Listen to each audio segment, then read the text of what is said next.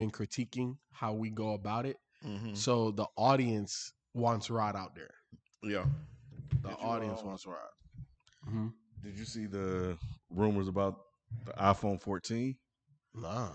Yeah, so they're supposed to get rid of the rumor is they're supposed to get rid of the camera bump, and it's supposed to be like fully encased, like titanium or some shit like that. Titanium. Mm-hmm. Oh, okay, then I ain't upgrading. Yeah, I'm they gonna said, let the yeah, 13 well, they were go. describing it was like it was supposed to be pretty tight. I Mm. was like, oh shit. Yeah, which is, like a lot of people, they always like, oh, well, there's a new phone now. I'm like, bro, they're already working on the 14. Yeah. Like the 13 was They already already done got it. about 6 months ago. It was Already. just tweaking at that point. Mm-hmm. Yeah, so the interesting thing that they were saying is that the rumors started leaking because with this one, it was only just going to be your standard The S, typical stuff. quote unquote Yeah, S. yeah. So that's why they started leaking more exciting Mm-hmm. information, kind of drum up excitement. Because, bro, let me tell you about. Have you seen the Samsung Z Fold? I Is it heard dope about like it, but that? I haven't seen it. It's tight, and I'm not gonna front. I like it, but Samsung didn't know it was going. Bro, that shit is sold out. Like, even if you place an order, you're not getting it to the end of October. Really? Yeah, like it's really selling. And I had a customer come in the other day because he needed a SIM card change or whatever, and I was messing with it a little bit. I'm like, bro, I could. I don't agree with that fucking price point. That shit How much is it? $1,800 Oh. for a fucking phone. But like, like when it flips open, I like it because it's not as big as a tablet, Mm-hmm. but it's still like manageable. You know what I'm saying? Like, I don't know, it's weird. It's weird. I like it. It feels like technology moving forward versus just another phone revision. It feels like they pushed it forward. What's your second phone? I have 2 iPhones. Oh, you got 2 iPhones. Yeah, my work phone is an iPhone. Regular iPhone 12, and then my personal is an iPhone 13, 12 Pro Max. Does anybody have that one? What, the 12? No, the Samsung one. Nah, nobody has that as a work phone. We've been talking about it at work, like if they're gonna release it as a work phone. I know, right? But that's an expensive fucking work phone, bro. What up, everybody? What's up, everybody, man? If y'all on, please do us a favor and hit the like button. Thank y'all so much.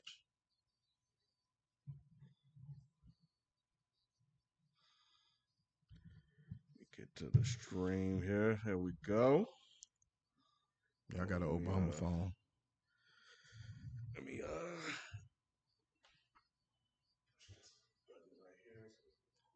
Damn, I keep static shot. Shit. We them boys. I don't know. I don't know if the market's gonna get better, man. I think they use a lot of this stuff. I don't think. I know that they use a lot of this stuff to force people to sell and take their money and then to sell it back to them.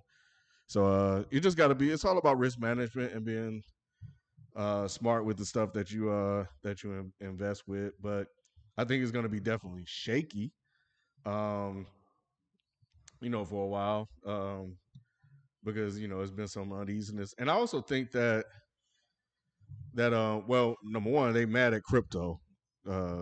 Government can't get a piece of it, so they fucking with that.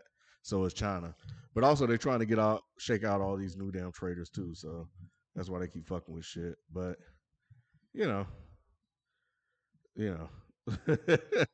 I guess so, man. I guess so. Yeah, today wasn't good at all, man. But I still had a snow pop, which was good because I was shit. I've been thinking about cutting that for a while, so that jumped 50% All today. my stuff in red today. I ain't Everything red. Everything had. Yeah. Yeah. All my stuff was red. I tried a couple of bounce backs that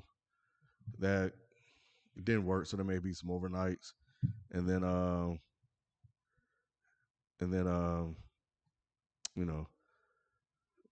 we'll oh shit, I was reading this. Sheldon looks like very Ken. What do you mean, CD Styles? Did I title him wrong? very.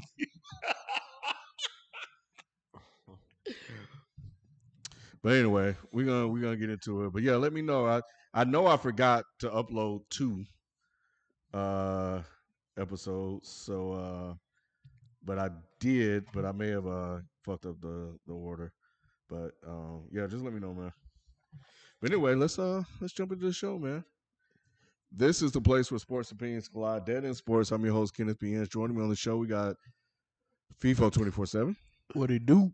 And I guess Variant Ken or something like that. That's Shelton J, y'all. Not What's Variant that? Ken. Stop it. Like the Black Double Dragons. But yeah, man, live Tuesday, Thursday, Black Sports Talk Show. Yes, sir. On YouTube. We here, man. We here. And, while I have y'all attention, go ahead and hit the like button again, please, sir. Thank you very much. Thank you. And ma'am as well. Wait, Q texted me. What are you talking about? Oh yeah, see, he's on the way. So yeah, do that. But we got some changes coming, man, and I'm really excited about it. And I hope you guys, and I think you guys are too. We're actually trying to do more content, more videos. Actually, I did a short. Shelton did one the other night. So little stuff like that. I want to try Twitter Spaces. I don't know if you guys are familiar with that, but I've been thinking about that for a couple of weeks. I've been listening to a couple. So those are pretty dope as well. And then we're going to do like memberships. So the membership for Dead in Sports on the channel is already active. There's also a Dead in Sports Patreon page too, but I haven't pushed to let anybody know about that. But definitely the memberships on the YouTube channel is live and active. So yeah, just trying to flesh that out. I think it's turned on. I think it is. But yeah, in addition to the live shows, we're gonna have like members only chats and stuff like that. So you guys for members and stuff like that. So, just some stuff trying to improve and give you guys more of what we do in addition to the live shows. And and give you stuff in exchange for your support as well, man. It means a lot to us. For everybody that's with us and helping to really grow and build out this show, for real, man. We've been around since 2013. Wow, which is it's freaking nuts. So, again, most places would fold and falter, but I think that now, there's more opportunity being created. It was really tough when we started, but I think more opportunities are being created now with a decentralization of sports talk in general and stuff like that. But anyway, but yeah, man, we'll make these announcements and just subscribe to the channel, man. YouTube.com/deadendsports. Make sure you guys subscribe to that, and you'll be able to keep up with all that. Please do. I thought he was gonna say we're gonna have an OnlyFans too. That's what Get Ken and people to show y'all a little something. Hey, man, I gotta lose a good city. A good 60, but yeah, Nick put together the outline. Hey, we got a gang of super chats in real quick already. Yeah, God, dang. All hey, right. we appreciate the love because that's just helping us to do what we're trying to do. So I'm gonna read some of these. Thank y'all very much. Adrian Wells, what's happening? Adrian getting us started. He said, "What's good, family? How y'all doing tonight?"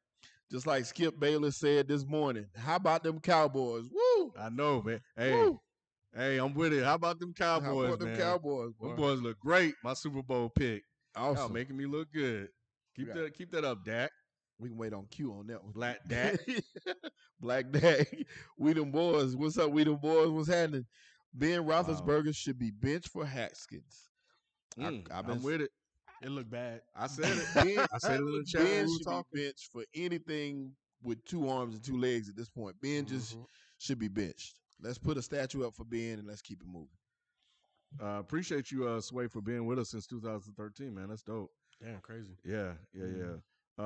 Big Hole, I love Lamar Jackson. I don't know what you're talking about. I love Lamar. He's one of my favorite players in the NFL. So I don't know about that one. I just want him to be better. Drink more water. Say we red and blue Power Rangers. Call-in show. Oh man. Oh, Kaylin McCoy wants a call-in show. We had one. Well, some of you OGs know that, but yes, call-in show. I'll see if I can make that happen. I think I can make that happen because I want some of y'all to hop y'all ass on here. Some of y'all be talking greasy in the chat. I wish we could do a video. That'd be nice. Let me work on that. People asking for it, man. I'll work on it. I'm not. I am baldy, but I'm not lying. Oh, I do love Lamar. I've been a Lamar fan since he played at Louisville. So there are Lamar takes, and then there's love for Lamar. It's like your kids, man. Two things can be true. I mean, I hate when people say that, but even though it's a fact, but I just like, okay, enough with it already. It's like your kids, right? You love your kids, but when you look at them, you're like, man, what's up with this B? When you clearly got an A. That's how it is with Lamar. I'm like, you're not a B student, Lamar. You're an A student. Where is that? And sometimes it look like you regress to being a C plus. Like we need more. We need to see it. So it is what it is. But yeah, that's all I'm saying. That's a good way of putting it. That's a really good way of putting it. Like, I love you, and I just want you to be known as one of the greats. That's it. So I'm gonna be hard on you. Yep. So you can get the best out of you. That's it. Josh Bros, what's happening, man? We appreciate the love, man. You always around with us. All you guys rock with us, man. We appreciate the love, man. Thank you for being there. Thank you for being hard on us. Thank you for showing us support and love, keeping it going. All that is important to make a better show. Josh Bros said, folks, give him time. It's been time for Nagy to go. Damn, we there already? Yeah, I think we are. He ain't really had quarterbacks though, right? Might way it looked this weekend. He still might not have one yet. But you can't judge off 1 week. I'm not going that far as saying that he's not there. I'm saying he's not ready right now. M71408, but C's get degrees. This is true, and they get MVPs too. Mr. Ant-Man said B still passing. It is passing. That's why you tell him you love him, but you want more. Yeah, dudes. Yeah, the Ravens do have a winning record with Lamar, but we clearly see that for the last couple of seasons it's been capped because of the limitations that surrounds the lack of receivers, the coaching, and Lamar's slow ability to kind of read through progressions. So I think that in order for them to go further, he's going to have to tap into the other skill set he has. Or we just going to be talking about him having winning records and not winning shit. Y'all going to be calling the man Peyton Manning too. Remember they used to say that about Peyton Manning, regular season guy? There's another guy we need to call a regular season champ too, but we ain't going to get into all that. But RJ Brown, no, I'm just asking. I don't watch the Bears like that, so I didn't know he was doing that bad because I heard a lot of people were praising him before, so that's why I'm kind of shocked. But it is what we'll it is. get into him too. Stephon Kerr said the Lions just can't win, huh? Absolutely not. 66 yarder, which is crazy. I don't know if y'all saw some of the fans, some of the Lions fans in the stands. They were like, "Yeah, we're gonna lose this game." Like they just don't have any faith. They truly believe anything that will make them lose will make them lose. And it did. A fucking NFL record, bro. An NFL record beat them. And they all saw it coming. That's the crazy part. Right. Like they've lost so much that winning not an option. Right. That's true. That could have been an 80-yard field goal. In their mind, yeah, it was we're gonna lose. It's done. It's done. Yeah, you're right. Well, shit, the goddamn the 49ers got to feel the same way. Hey, that was crazy. Yeah, that was crazy. Yeah. Was that another one? Mr. Ant-Man 27. What's up, Mr. Ant-Man? He said Nagy set Fields up for failure, or dude don't know how to use dual threat QBs. He need to go expeditiously. Fields was terrible. One net yard passing. And no, I didn't watch the game, but I could look at that box score and be like, okay, nah, because nobody told me he did good, and nobody. So yeah, he was terrible. Now, so I don't know what happened. Those that watched the game, like y'all saying in the chat, y'all tell me, what happened with Fields this weekend. I didn't watch the game. I saw some highlights and stuff, but when you just, you're looking at the box score, I'm looking at what Andy Dalton has been able to do versus what Justin Fields has been able to do. And that's the reason why they started Andy. Andy knows speed of the game, get the ball out. Right. He knows how to read better than Justin. And you saw this in preseason. Justin's holding on to the ball because he's not trusting his eyes. Mm-hmm. And when you throw for that amount of yardage, you're not trusting what you're seeing. You're trusting in your ability to make a play. And there has to be a happy medium with that. You know what I'm saying? And he's just not there mentally to trust what he's seeing. It's fast. It's faster. And it's not like he's walking into like a Pat Mahomes situation where shit, I got Tyreek, I got Travis, I got all of these guys. Who's the wideout? Allen. Robinson. No. I'm bad with names. But basically what I'm saying is they don't have a lot of weapons. So it's not like Justin is walking into this thing with a whole bunch of, prerequisite weapons to be like, well, shit, even if I'm holding onto the ball, we can make some. Nah, like it's just not. It's not pretty. So I don't know what watching the game would have told me any different than what I saw in that goddamn box score. All right. So, but I know the box score was bad, and I asked y'all that watched it to tell me why it was bad. That's all. That's all I asked. So, I'm not issuing a verdict outside of that. The box score looked fucking terrible, and he looked like he was shit. Yeah. And if it's 20 dropbacks that he called for him, then and he couldn't process what was going on those 20 dropbacks, whose fault is that? Somebody tell me. Is that Matt Nagy's fault? Now I get you say, yeah, call a couple of plays for him so he can run here and there, some read options, whatever, blah, blah, blah, blah, blah, whatever. Cool, that's fine. And I get that and I understand that. But still, he's supposed to be an NFL quarterback.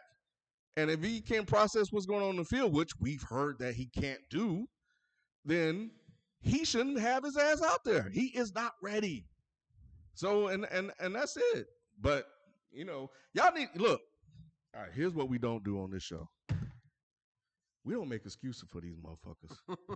And y'all see, I'm hearing a lot of goddamn, I'm seeing a lot of excuses in the chat and shit. Hold on, I'm gonna get you on the screen, Q. That's what I'm hearing. I'm hearing a lot of excuses in the chat for these guys. Yeah, he's young, he needs time to develop. He don't need to be out there, and that's why Andy Dalton need to be out there taking that punishment for that sorry ass fucking O-line. Let's save the black brother. Anyway. Yeah. Yeah, I think somebody said in the chat it's like 60-40. A lot of it is the fact that he doesn't have the protection, but it's still on him. It's still on him, just like it's on Cole. It's all of it together. It all goes in. You can say that about a couple different quarterbacks, and we're going to mention a couple of them tonight. But it is what it is. I mean, we just have to wait and see for some of these guys to see what they can do. It's still early in the game for this man. This man could still go on to have a great career. His first start in the NFL. Yeah. They gonna light your ass up like they fucking lit up Mac Jones. They were licking their chops. Mac Jones. He was fucking terrible. Yeah. Like what, he had 3 or 4 interceptions last week, and this week I don't even think he was even better. He was fucking terrible. Yeah. Trevor Lawrence, the number 1 pick in the fucking league, looks like a fucking bust. terrible. Yeah, he looks like a bust. Zach Wilson, we don't even that will look like the bust. Yeah. Trevor just looked like he's struggling. And what I mean is that's that's part of the process. Yeah, it's just the process. You look, man. Look. Hold on, because don't nobody come in this motherfucker just balling the hell out. Because even Mahomes had it didn't look as bad as everybody else, because of the shit he can do. But there was still a process there as well. Where every quarterback, Ben Roethlisberger was a game manager when he first got into the league. So was Tom Brady. Yep. You have to go through the lumps. This shit is different. Do you understand that even if you play at a Clemson, linebackers that you see play, you might see a couple, 1 or 2 throughout the entire season that run 4.5. When you get to the NFL, all them motherfuckers run 4.5, 4.6 at 250. Period. All them damn D linemen at 3 and change run 5 flat.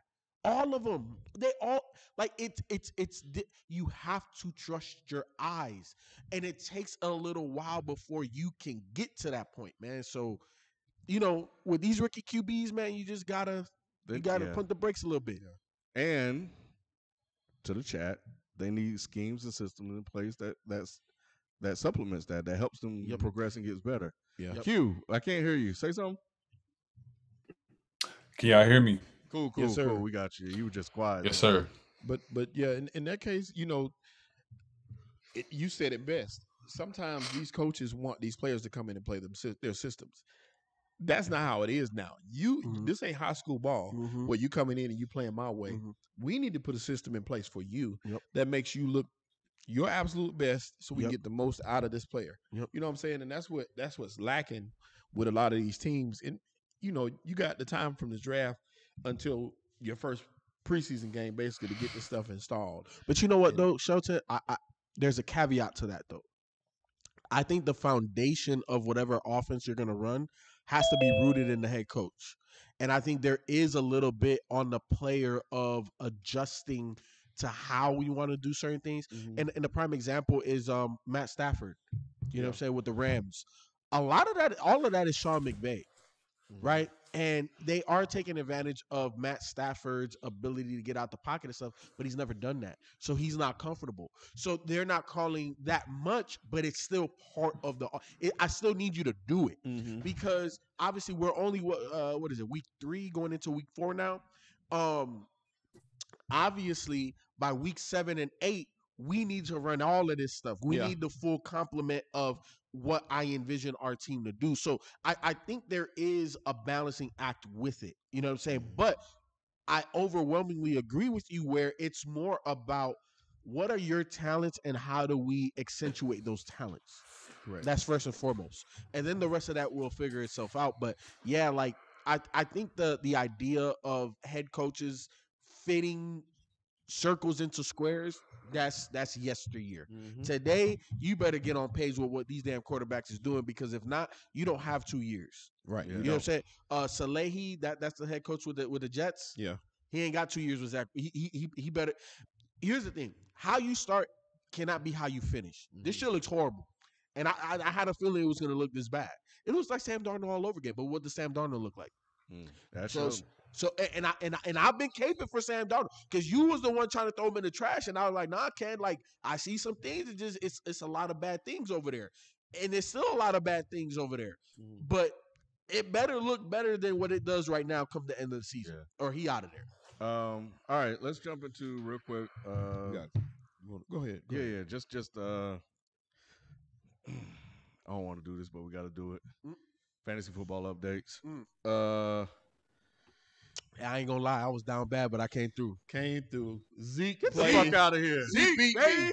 Oh! He beat me. I couldn't believe it. Zeke scored like 23 points. Wow, are you serious? Zeke beat me. Yeah, Zeke beat him by himself. I was cruising. I was like, yo, this good. I'm good. I say CD gonna come out here. What CD ain't do cost me shit. the game? No, what cost me the game was CD caught that long pass and got tackled at the 1 yard line.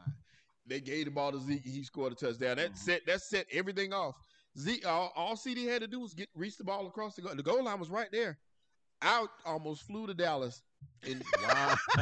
I'm like, if this man don't reach, because I knew exactly what was coming next. That cost me the whole game. That was it. That was my game. I mean, so I was 2-1. Let me go through our matchup since that's where we're going. Let me start with our matchup because it was very interesting. I was getting my ass handed to me, and I was like, bro, I think I'm gonna lose. But Russell Wilson scored, and I'm gonna round up. I'm not gonna do the point, whatever. But Russell Wilson scored 21 to Aaron Rodgers 25 points. DK scored 17.5 to Devontae Adams 21, and Devontae was a fucking beast in that game. And he got hurt. He got hurt, but he came back. But the thing, he did come back. But the thing about it was they were running. I was playing against you. Had Aaron Jones, didn't you? Yeah, I did. And that's the thing. Same thing. I would have a receiver, and he had the running backs. So my receivers were driving the ball down the field. I did not. I didn't have Aaron Jones. I was on my other league. They had Aaron Jones. So my receivers kept driving the ball down the field, and the running backs was getting reaping the rewards with the points. Yep. So you had CeeDee Lamb. He only scored 7 points. I had Debo. He only scored 6. This is where the difference comes in. Zeke had 24 points. I have horrible running backs. To your Philly running back Miles Sanders. We're gonna get to that too. He only has 6 points. Clyde Edwards-Helaire had a good game for me. He has 15 points. Which he struggled most of the time. They try to give him the ball. To your running back, Chris Edmonds in Arizona, he only had 8 points. Dallas Goedert did what he needed to do, 7 points. George Kittle balled out, 11 points. Henry Ruggs, 9 points. To your who's that wide receiver? M. Jones Jr. for Jacksonville. Marvin Jones Jr. Yeah. Marvin Jones. Marvin. All right. So he had 7 points. Jason Myers, the kicker for Seattle, had 7 points for me. Graham Gano had 5 for you. My defense did not score, which was San Fran. They gave me a big 0. And his defense had 8 for Carolina. Now, I did leave some points on the bench. So I started Henry Ruggs over DJ Chark because y'all was like, oh, well, they trying to get Ruggs. So I'm going to go with Chark for the rest of the year. Just because that is their number one wideout, and I think that they are going to target him even more. Marvin and Jones that relationship, Marvin Jones is based on numbers. Nobody numbers. Ruggs got some looks. He made some tough catches too. He did. Now Sony Michel is going to be my oddball because he's starting now to get ingratiated into the Rams. He run like he running mud though. He almost scored 10 points for me. Marvin Jones leading receiver this year and touchdown. And then I finally was able to get Cordero Patterson. So he's also going to be my oddball. And that was 11 points I left on the bench. Well, I lost bad. So I lost to Nick. Thank God he's not here. But it ain't my fault, y'all. It ain't my fault. Josh Jacobs was hurt. And Dalvin Cook at the last minute decided he didn't want to play this goddamn weekend. Yeah. So I benched him and didn't fill that spot because normally Arizona plays in the afternoon. So I was like, okay, well, I'll, if he benches, I'll just put in James Conner or whatever. You waited too late. Didn't happen. It wouldn't have made a difference, though, honestly, because, I lost my big dogs. But nevertheless, yep, so I lost. But injuries. I feel okay because it was injuries. I saw Simplistic said she's 0-3. So, hey, I'm not that far behind in front of you. I mean, so, but I still feel good about my team. What up, B? What up? What's good? Yeah, I played Cal this week. I lost by another close one. I lost another two weeks in a row. I lost literally within like 4 or 5 points both weeks. I lost to Nick. I beat you week 1. I lost to Nick week 2 by like 2 points. You heard how he said it too. Ken know how I get down, man. Yeah, he know. Beat Ken week 1, lost to Nick by like 2 points week 2, and lost to Kyle by 4.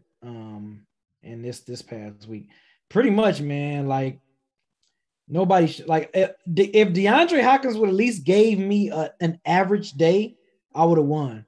Brown didn't do nothing for me. Baltimore's receiver, Carson gave me 14. The running back for Jacksonville gave me 20. Cincinnati wide receiver Boyd gave me 10, and I mean Pat Mahomes is gonna give me. You can might as well check him in for 30 points pretty much like every week. Pat Mahomes gave me 30, and then everyone else just didn't do shit really. So I mean, and then he was able to match me with the QB play because Tom Brady put up 34 for Kyle, and that was pretty. And then his defense, yep, and he lost McCaffrey. His defense gave him 20 points, so that kind of pushed him over the edge because his team didn't really ball out either. So it was really Brady and his defense, New Orleans defense, is what helped him out. But yeah, it was. I mean, I'm just plug and play, man. I ain't even looking at nothing. I mean, I see the bench. I had Ertz, but I mean, I thought he was on COVID and shit or whatever. But COVID protocol. But I'm just plugging and playing every week. I don't know who's doing what. I just plug in and play, make sure who's not injured or make sure who don't have a bye week. And that's pretty much it. That's all. I'm kind of the same way. If I was pre-COVID, Ken. Yeah. Hey, Pre-COVID, Beasley is a whole nother fantasy player, baby. You know what I'm saying? Ken already know. Yeah. Like this week, okay, cool. He's playing. Okay, cool. Because I mean, we all know the real season's gonna start once these teams start getting by. As far as fantasy football, the real season start once the buys start kicking in. Because this is where me and Ken talk about this all the time. This is where drafting the bench matters. Like when you on the draft, don't leave after you draft your starting guys. Like getting the bench, that's where it counts, because when these buys start kicking in and some of your main horse guys are on bench, or you might have 2 of your horse guys on the bench, on the buy, that's where having the bench matters though. So, I got Teddy. I think Teddy is my bye week quarterback whenever Pat Mahomes is out. So I feel good about Teddy Bridgewater being my backup for a week. So, but yeah, I mean, it's 1 and 2.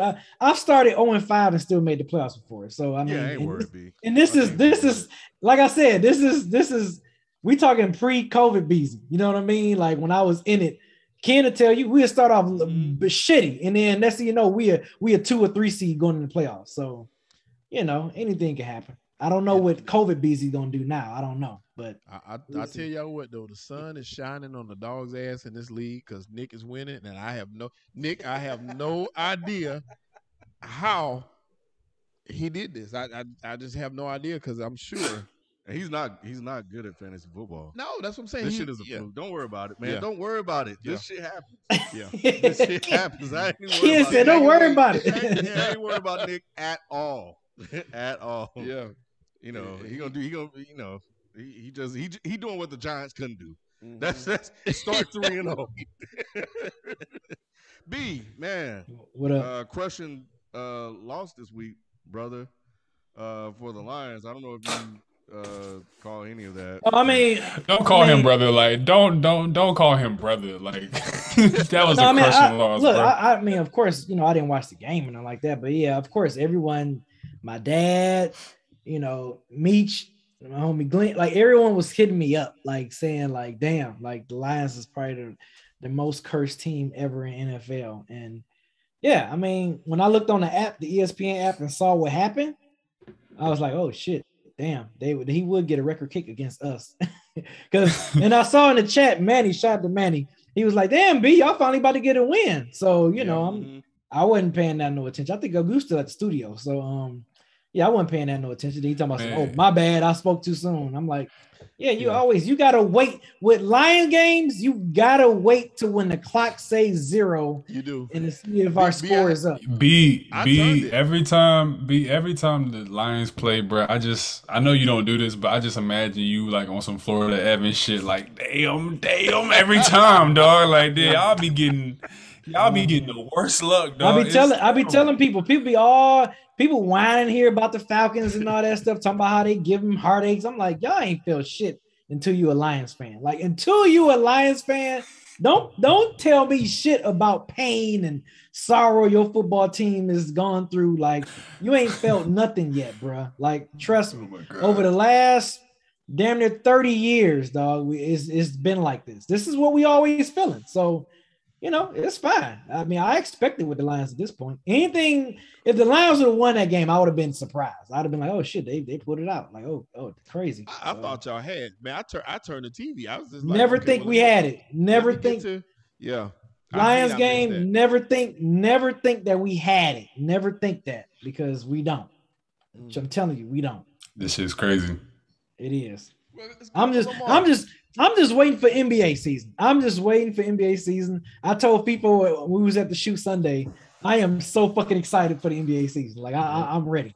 Media day and all that. Yeah, media day was yesterday. Man, this shit gonna be crazy. I'm looking forward to the young guns. Me and people was talking about all the young guns that's gonna be playing this year, like the second year guys, like what LaMelo and them gonna do. Like, yeah, I'm looking forward to NBA, man. I'm excited about the NBA. Beasley just took this whole. You saw how fast he got away from football.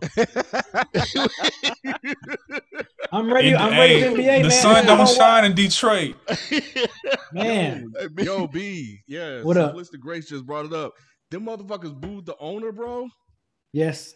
That shit was wild when I saw that headline. Yes. Because we know, man, we had no business firing Caldwell. Had no business. Yeah. For a whack ass Patricia. And then look at that coach that we hired. He been wacky ever since his first press conference as a damn head coach. So it's like you had all these candidates, and then you hired this dude. You know what I mean? So the owner should have been booed. Hell, damn near since Barry Sanders retired. Like, the owner should have been booed since then. You saw what happened with Barry Sanders. You saw what happened with Megatron. You know what I'm saying? Now look what Matthew Stafford doing over there, flourishing, which we all Detroit fans, all Lions fans knew. Like, watch Matthew Stafford probably have, as far as, you know, record wise, whatever, have a good year. They were like, I wouldn't be surprised if he damn near make it to the Super Bowl. Like, watch him make it to the Super Bowl with the damn Rams, man, the way they playing. Because he has a defense now, he has an offensive line that can protect him. And Matthew Stafford's out there balling. You saw he outplayed Tom Brady. He had Tom Brady looking crazy. They showed a picture of Tom Brady at like a press conference. That boy, he looked like he looked old. He definitely looked old in that press conference. Matthew Stafford had that boy looking old. So that's not surprising that Matthew Stafford, you know, is looking well. It's still kind of early, but he's looking good right now with his new organization. And is Rams and the Lions is night and day right now, like as far as the organization. So, you know, I would say one thing. I hate Matthew Stafford got his walking papers, but Calvin Johnson and Barry Sanders couldn't. I mean, what's up with that? That's true. You know what I'm saying? Like Alex Hayes is absolutely correct. I'm gonna get back to the other super chats, but his super chat is right on time. He said the Ravens should have gotten a delay of game on that kick. Look it up. That last play, that clock was at 0, and it was at 0 for a few seconds, and they missed it. They just missed it. They don't want the line. They got that kickoff because that should have been 5 more yards tacked on, and Detroit actually should have won that game based off that, but they didn't. And it was a great kick. They didn't deserve to win that game. They really you know what, with this coach, what they've been doing, what that front office been doing these last 4 or 5 years, I hope the Lions go 0-17. I really do. I hope they go 0-17. I feel you, B. I really do. I hope they don't win a single game. Well, B, in all honesty, in all fairness, you may get your wish. I hope they do. I really hope they do. Unless they playing the Jaguars, the Giants, or who was the other team? Jaguars, Giants, Texans. Jets. The Jets playing bad. That's the other one. Yeah, man. They could probably beat the Falcons. No. Everybody they could beat the Falcons. They could. Man, Lamar Jackson did not have any help. And Lamar Jackson's having an 06 Kobe season, man. I'm going out on that limb. Yeah, hey. I was gonna say, and I watched him, I scrutinized him heavily in the past, but he was putting that ball exactly where it needed to be. And Hollywood had some Jamar Chase hands, and them hands of stone. We can't say that no more. You really can't. I use a double negative on purpose. But yeah, he was that was awful the way they was dropping them passes. He was dropping dimes on them boards, and they were not helping him at all. Tucker helped. Yeah, Tucker helped. But them boys was not catching nothing. Them Cowboys, they called a W. Finally. Yeah. Q. My brother. Brother again. Here we go. Hey, when my brother come, that's when it's about to be bad.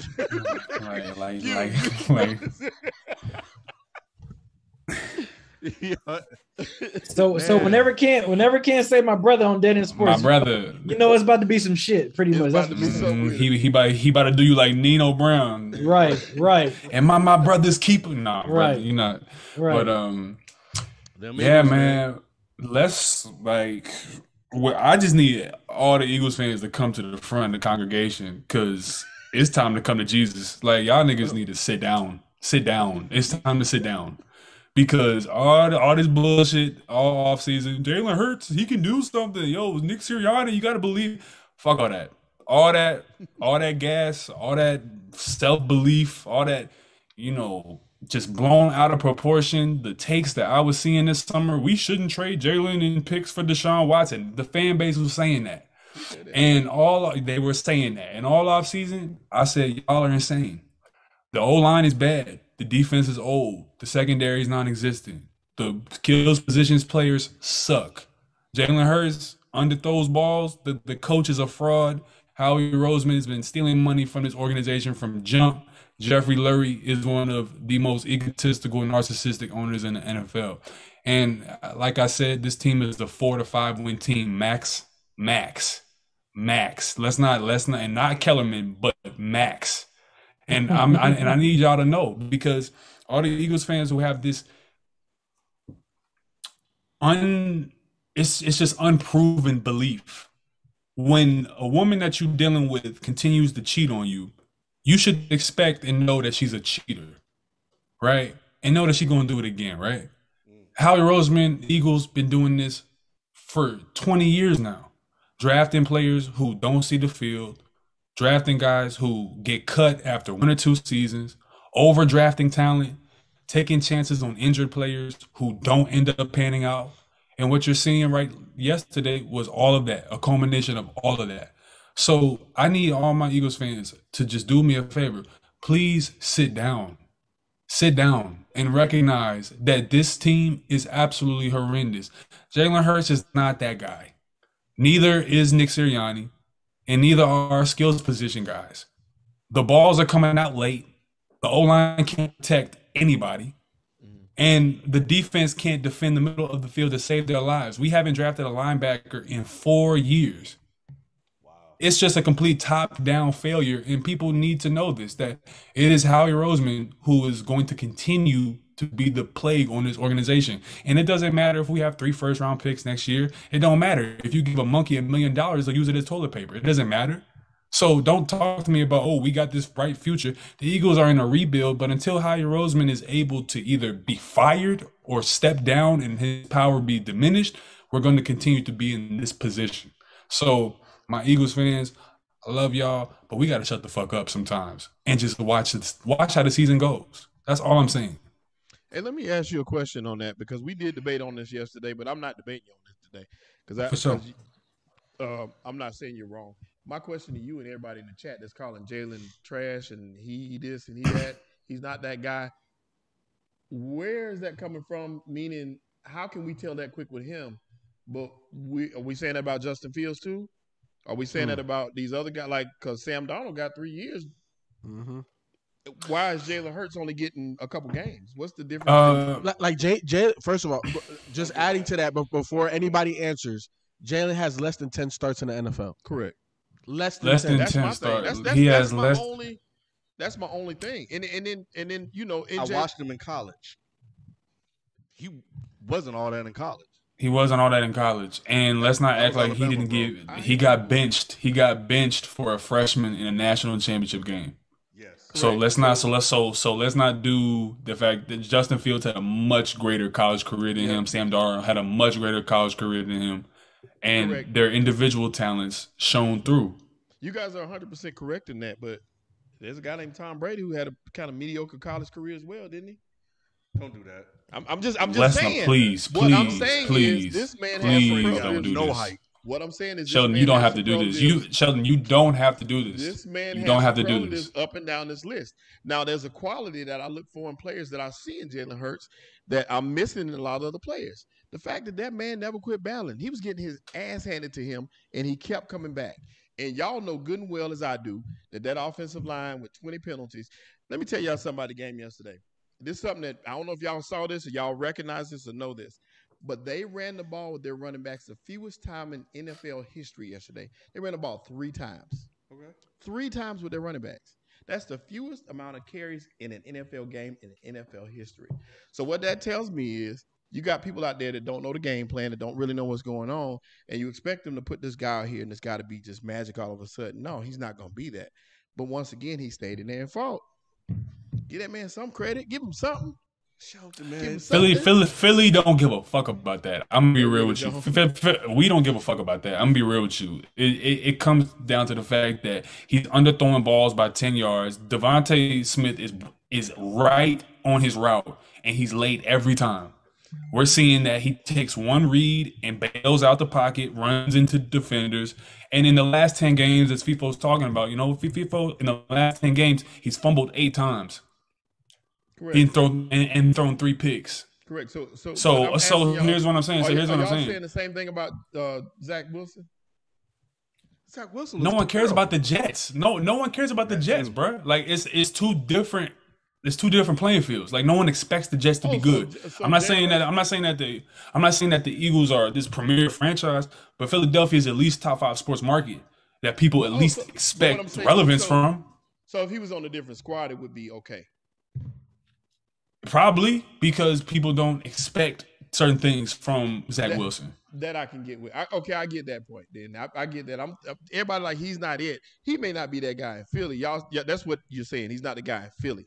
He could be that guy in Bishop Sycamore. I don't know what he can do, but you know what I mean. When it comes to Philly, we don't give a fuck about what Jalen Hurts is doing, because when it comes to just the balls that are being thrown, bruh.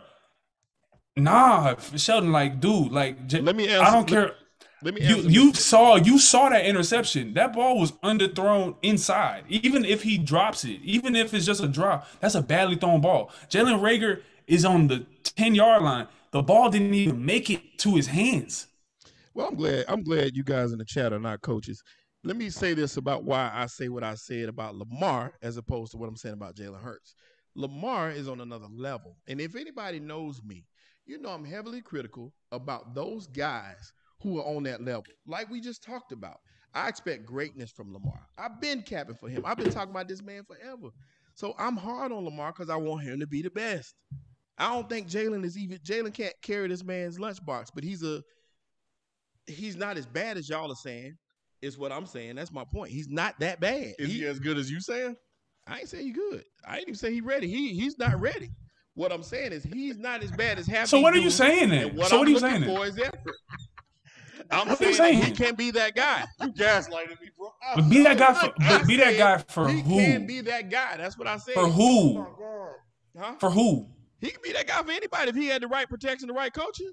Fam, he had protection at Alabama and they benched him.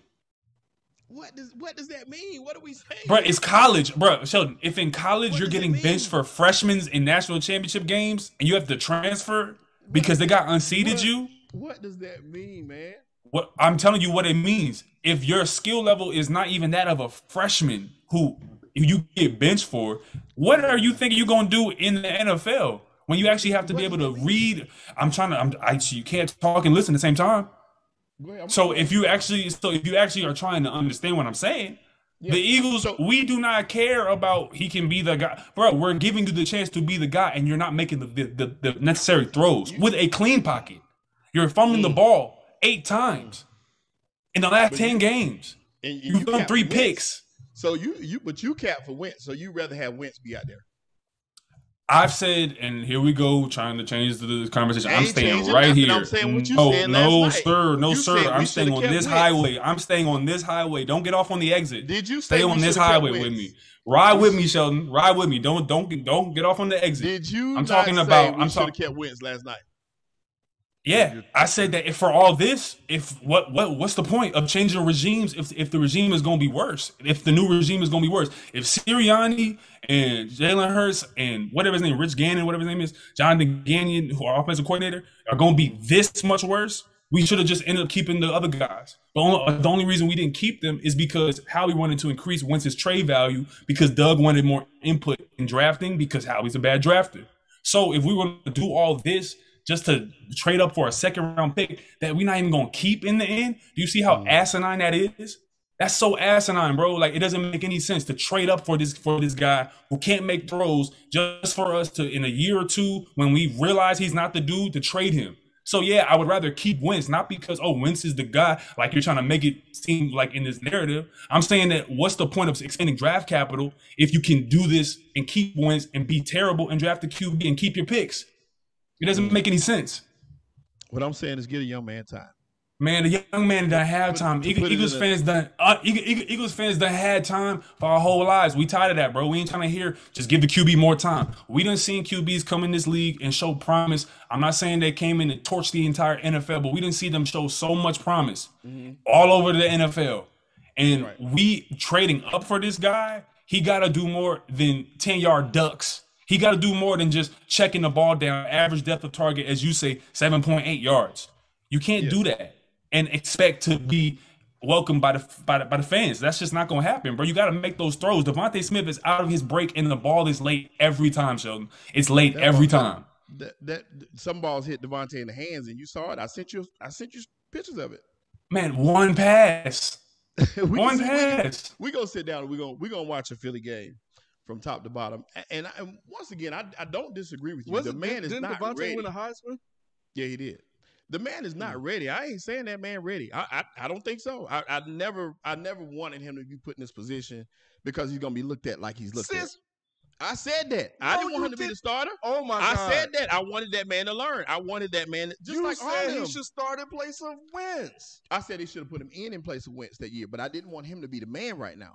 I said that just like with Jalen. Jalen hurt. I mean, Jaden Fields he's not ready to be the man right now, bro. Justin Fields, no, y'all, Jaden's sister. Man, but shout I out said Jaden. that. You I were said that. caping for I said that. Hurts all last season. I love Hurts.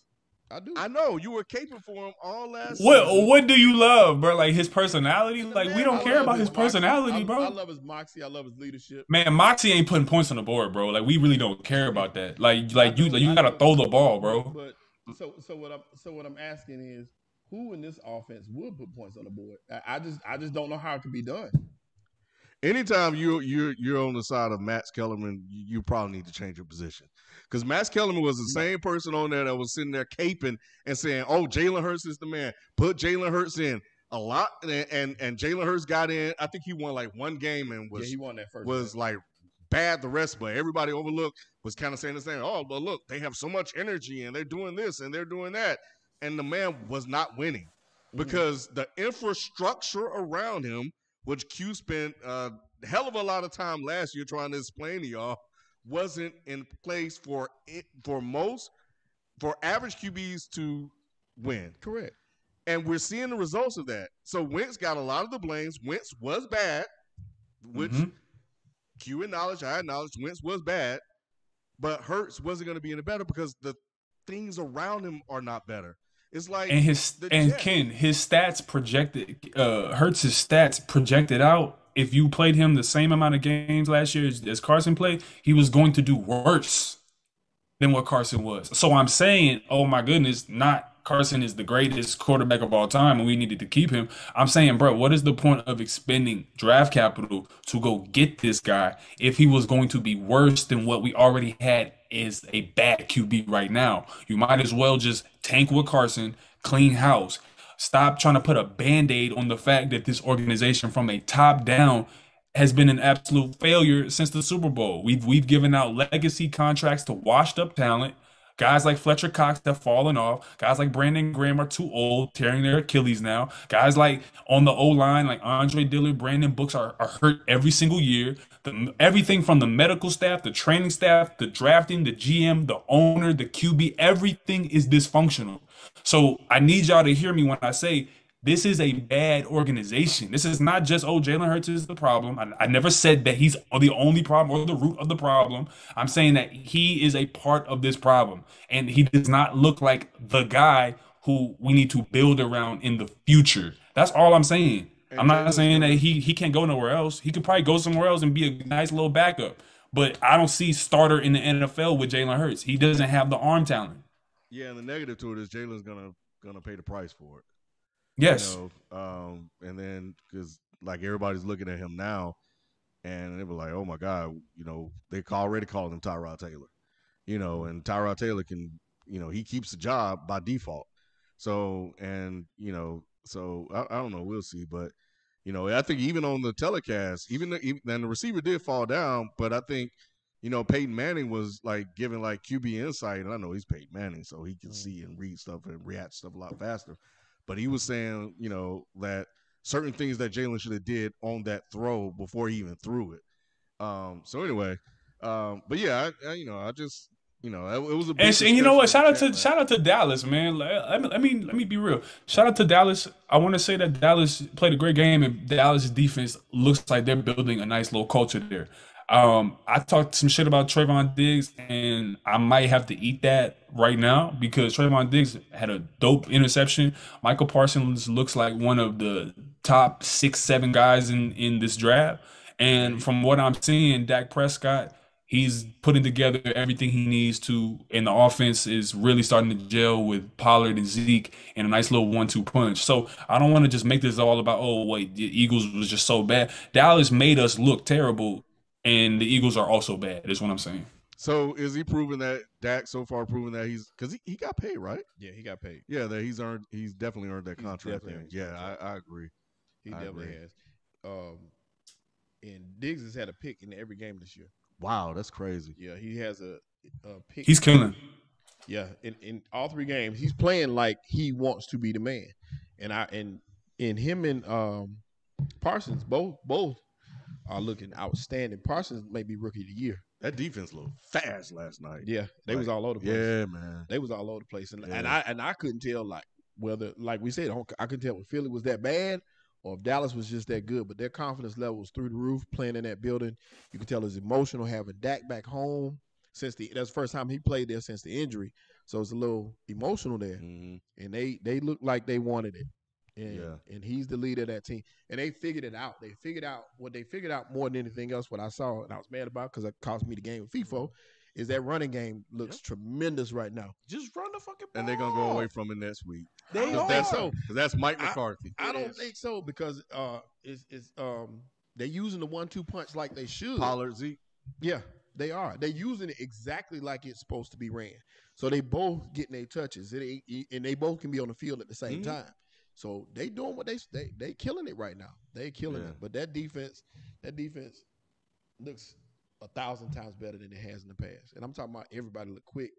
They getting to the ball. Even with the top defense, Lawrence out, they still look good. Yeah. I want to get to some of these questions that Nick cooked up for us, but we got to get through a lot of super chats I think came through. So let's try to appreciate the super chat love. The first one, donations. Donations. The first one I missed the name. I can't remember because it was gone. But they asked FIFO, do you still say? I'm sticking to it. You still say James? He's better than that. I won't switch up until week 6. Man, come on, man. I won't switch up until week 6. Come on now. You can't. So you. I'm putting my cleat in. I'm putting my cleat in the the ground. Let me say this about this. Dak is running in the MVP race along with Matthew Stafford and probably Tom Brady. He probably got knocked out of that boat, but Matthew Stafford and Dak are. Derek Carr's up there too. I can't put him there quite yet. Leading the league in passing yards. I say Lamar. Lamar. I say Lamar Jackson to me is my number 1 right now. Just because of the degree of difficulty. That's FIFO's favorite phrase. I'm gonna start using that now. The degree of difficulty for Lamar Jackson, it can't be overstated just how remarkable it is for him to be able to even have this team in games. I'm not saying that they don't have any talent beyond him, but with guys like Hollywood Brown and Sammy Watkins as like your main targets, not saying that those are bad players, they're very talented, but in terms of, guys like, the Chiefs and seeing what guys like Cleveland have, it's nowhere near that. And for Lamar to have them in contention is amazing. Derek Carr, to me, is right there. And then my third would be Stafford, because Stafford got Jalen Ramsey and Aaron Donald on the other side of the ball. That's kind of a damn cheat code. Still got to make the throws. He ain't throwing to him. He killing. He killing, but damn, dude, he got so much help, and plus Sean McVay is definitely one of those geniuses. I just give Dak a lot of credit and put him up near the top though for his leadership more. Like I said, that means a lot to me for players to show leadership qualities and be able to lead a team. You could tell when players are behind. You can lead or lose, Shelton. You still can, and he did that. He's done a lot of that. But this year. He ain't on that this year. I mean, they went in the division, bro. 3 games. You stupid as hell. but Dak has looked amazing in all 3 games. Correct? No, he's looked good. Yeah. He's looked good. Even he looked, even in that Brady battle, he held his own and kept his team in that game and could have won that game. It came down to, a Tom Brady effort. But you can't really argue with that. That dude has played his butt off in all 3. If you're putting together a body of work. Out of all the quarterbacks, he's played the most complete game in all 3 games put together. Lamar does have I agree with you, he has the most difficult task out of all of them because he ain't got no help. And he's leading that team in rushing. That's my only fear. Like I said that before. I hate the fact that he has to do that because you don't want to see him get hurt. Or you don't want to see him wear down throughout the season. The more he has to run that ball, the less effective he's going to be late when it counts. You know what I'm saying? When the playoffs come, it's going to be tough. It's 17 games this year, then the playoffs. So you got to do this for if you got to do this for 17 games, that's going to be tough. That's going to be tough. what's the other? Oh, let me get to the other ones. I'm sorry, I got out of it. Donations. Arterial Stover. What's happening? He said Bill's still on watch. Them boys played a complete game this past Sunday. Josh Allen and that offense was on one. Who they beat? Who did they beat? They look like their old selves, though. They did. The numbers look good. I forgot. It was, I'll tell you right now, the Washington Redskins. Oh, they lit up the Redskins? Yeah, they did. They look really, really The good. Washington football team? Yeah, they definitely. Football team. I did. Shelton, that was my fault. That wasn't it your was, fault. man. I know. Golly, man, shit. I don't know what's going on with that Washington defense, though. That Washington defense came out blazing last year, and they ain't done nothing this year. That front four is disappointing, man. Sheldon, you seen that front four? I don't know what's going on with Chase and Jonathan. Like, what's going on? And we talked about that. I don't know what's going on with them because I don't know if it's the corners aren't giving them enough time to get to the quarterback or what. But we talk about Sweat and old boy, and it's like Chase Young, and it's like it should be a wrap. That was my fantasy mistake because I picked Washington early so I could get that defense because I felt like that defense. I was like, this defense gonna kill this year, and it cost me with getting running backs. But I figured I picked it on in all my fantasy leagues, and I was wrong. They dropped. They gone. But that's been their downfall, and it showed this weekend because he killed him. Yeah, apologies to our brothers and sisters out there that were here. Shout out to the First Nations. You know what I mean? Yeah. My bad. It's Sheldon's fault, but yeah, I'm sorry. I'm sorry. Too. Hey, Darryl Brown, you right. The fans came back, and that Washington defense did go back to normal because that's exactly what they look like. And then the offense, is what it is. Heineke. Joshua Jericho Apollosock. I may be saying that wrong all the time. I'm going to just say the first part. Joshua Jericho, would y'all want Trey Lance to play behind Jimmy or be thrown to the wolves like Fields? Nah, he's in a good spot. Play behind Jimmy. Jimmy getting it done. I think bring him in and out. Don't throw him out to the wolves yet. There's no need to. Yep, you don't have need to. This is similar to how Lamar was used when he first got in Baltimore. Yep. He came in and ran those couple plays, and then he by the time he started, he was ready. But the main difference between the two scenarios is that Baltimore had a completely different offense for Lamar. So let's just say, when Joe got hurt and he took over, that offense wasn't the same offense that they were running for Joe. Where with Trey Lance, you could run the same offense that you're running for Jimmy. If we're looking at Trevor Lawrence, right, #1 high school player, #1 college player, do you understand that the first time that this man lost a regular season game was in the NFL? That's crazy. That's crazy as hell. Yeah. But he's struggling, and he played the top tier competition every step of the way. Mm-hmm. Trey Lance, I think, can play in this league. But you're talking about this man was a Division III football player. And again, I'm not throwing no shots at being a Division III football player, but the bullets fly a little faster for him. Mm-hmm. And he's just not ready. If Justin Fields and Trevor Lawrence are not ready right now, what makes you think Trey Lance is ready right now? And he only played one game in senior year. They ain't have one game. So exactly. And that was, the Trey Lance Bowl. Mm-hmm. So no, Trey Lance is not ready for a full course meal just yet. Keep giving them little appetizers. Mm-hmm. You know what I'm saying? Hey, bro, you get one cheese stick. You know what I'm saying? You get one breadstick. Yeah. That's it. And then when the time is ready, we'll know. Mm-hmm. Shanahan will know. Look, if anybody that you should trust on some quarterback shit is Shanahan. Yeah. When Shanahan is ready to make that move, Trey Lance is ready to take that play.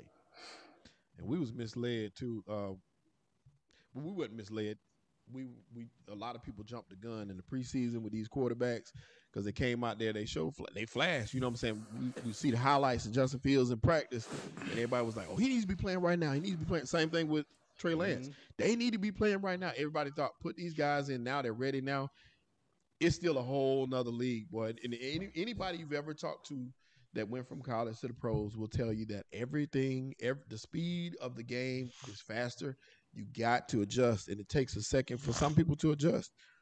Drink More Water with the super chat. Drink More Water said rookie QBs are 1-10 right now. Trevor Lawrence is 0-3. Zach Wilson is 0-3. Justin Fields is 0-1. Mac Jones is 1-2, and Davis Mills of the Texans is 0-1. Damn, Miggity Mac. That's the only crazy. one with a win. What's crazy though is Man. that Joe Burrow came in and played in a crazy depleted team, Mm-hmm. and we saw it. Oh, shit, that motherfucker there got it. We saw it. Well, he didn't see it. And that's what I'm saying. Sometimes FIFO, like guys, you just see. So when people sometimes say this guy needs more time, that can be true sometimes. But then there's just sometimes where you see, damn, bro, I don't know if this is it.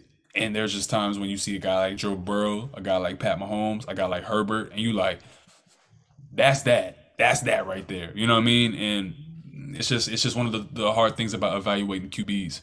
100%. Sometimes QBs are, you already know they franchise, or sometimes they got to work their way up to being a franchise quarterback. You know what I'm saying? Like, I know I've been high on Sam Darnold, or not high, but just saying, hey, the Jets was not a fair shake. You can't evaluate what's going on with Sam Darnold, what was happening with the organization. And like with some of the quarterbacks now, like I think that you could work toward it. Look at Josh Allen. If we were making franchise judgments on Josh Allen year one, he would have been out of the league. Out of the league. You know what I'm saying? He needed to get to year 3 to be able to do what he's doing. So sometimes there are some players that need time. There's some players that they ready right now. It's just, it is what it is. But I think especially at the quarterback position, because it's so dependent on everybody else doing what they got to do, right? Obviously, the quarterback has to intimately know the offense in and out, right? I need to know what the guard is doing. I need to know what the center's doing. I need to know what the wide receiver, the tight end, what everybody's doing. But I got to rely and trust that you're doing your job. I got to trust that you're going to catch the ball. I got to trust that you're going to hit the right hole. Like there's a lot of trust there. And sometimes the quarterback just needs a little bit more time to percolate. It is what it is. You know what I'm saying? But these quarterbacks, they struggling this year. Yeah. And I would think what's crazy is, and this is a crazy thought to think about, and I thought about this while I was watching the games. Last year, those quarterbacks, we talk about Joe Burrow and we talk about Justin Herbert, they didn't have a preseason. And they came in and balled. These quarterbacks had more time. They were more prepared than they were. So I don't know what the difference is. Herbert's talent level, I guess. Let me hit some of these topics real quick. We'll get back to, because I think most of those are like comments, right? Yeah, can I read this one comment, man? This Drink More Water just hit me with one that was probably the best one that I've seen. This is an all-star. He said the NBA All-Star game should be the vaccinated versus the unvaccinated. Now that that's a good one. That's a good one. That's the best one.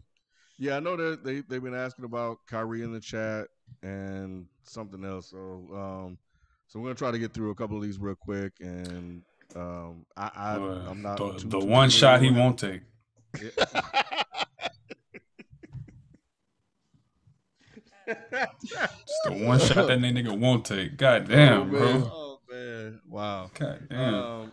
So the Rams, man, they whipped up on the Bucks. So even when I lose, I win. Brady lost Sunday. So and the Rams look damn good, man. When Brady lose, it's a black man holiday. I'm telling you, every time. So, but the Rams look good, man. Yeah, and they really do. A lot of pundits were picking them to go to the Super Bowl. So, I mean, are they the best team in the NFL right now? I know it's only 3 weeks. Right now, yes. What I tell you after week 1, Sean McVay out here, motherfucking like just a kid in a candy store. He's showing off, and this is only the tip of the iceberg. Sean McVay, think about when he came in and what he did with Jared Goff. Think about like the shootout that he had. What was it, against Minnesota, or was it Kansas City, where they scored like 50 some odd points? Sean McVay has been able to do a lot of crazy things with not a lot, right? Yeah. And I was always high on Jared Goff. Hey, give him an opportunity, give him this, give him that.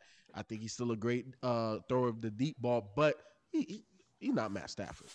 Matt Stafford is a complete upgrade, and we're seeing that. And McVay's taking advantage of that. Yes. And I think he's putting the league on notice that you think we nice now. Wait till you think you have footage on what we want to do. Because to me, when I'm watching this, he's throwing wrinkles in there, but they're very minor wrinkles. I think that the Rams are the best team because they're only going to get better as the season goes on. I think Sean McVay is going to open up that playbook. Sean McVay is going to start fucking with defensive coordinators the longer the season goes on. This has nothing to do. The Bucks didn't have their corners though. The Bucks didn't have no secondary, but the thing about it was like in FIFO's words, Sean McVay in that offense figured that out, and they took advantage of the weaknesses. That will complete team. The only thing that they're lacking is a running game. Once they get that Henderson back, they should be okay. But that's the only thing that team. Like, I'm talking about in every phase. I'm talking about from the line. Aaron Donald even did something I knew he's better. Yeah, he even did something. Now I know the Rams don't have no more fucking draft picks for like the next 7 years or something. Don't matter. It's crazy. No, but the reason why I bring that up is they need to try to go get Kareem Hunt. They got Cam Akers. Well, if they got Kareem Hunt though. Shit. Cam Akers Go get Saquon. Hey, give it up, Saquon. Now Saquon in that offense. Yeah, that's. I'd rather Kareem Hunt over Saquon. I'd rather Kareem Hunt too. Kareem Hunt's a better pass catcher, and better than he's been more durable. Yeah, Saquon. I mean durability. Yeah. But he's a better pass catcher. He's like he's damn but the near. Giants are not taking advantage of Barkley's talents. They're not. You know, he's extremely athletic. He's not your every down back, but you know, at the end of the day, this man has a lot of talent. You gotta give him touches. He had a lot of talent. Yeah, and they're not utilized. But I think Kareem Hunt in that offense would be just incredible because like you running, 100%. If you know, like you said, he can play all 3 downs, and if you need him, Barkley is Marshall Faulk all over again, bro. Not like that because Marshall Faulk was a better runner, but in terms of the dynamic ability of a pass catcher, that's Kareem Hunt. Yeah, Kareem Hunt is close. Kareem can catch the ball like that. Yes, that's what they use him for. He looks stiff to me when he catch the ball, y'all. Nah. That's what they use him for. I know he can catch the ball. That's but why when they I bring watch him him. He in. looks stiff as hell. No. All right, that's out there on that grass, maybe. But he's still getting his though. He does, but he just I don't know. Hey, so I see what Tweet Open Doors is saying. Kareem Hunt ain't going nowhere. This isn't Madden FIFO. Do you understand that they're gonna have to pay Nick Chubb? They're gonna have to pay Baker Mayfield. You're gonna have to make tough.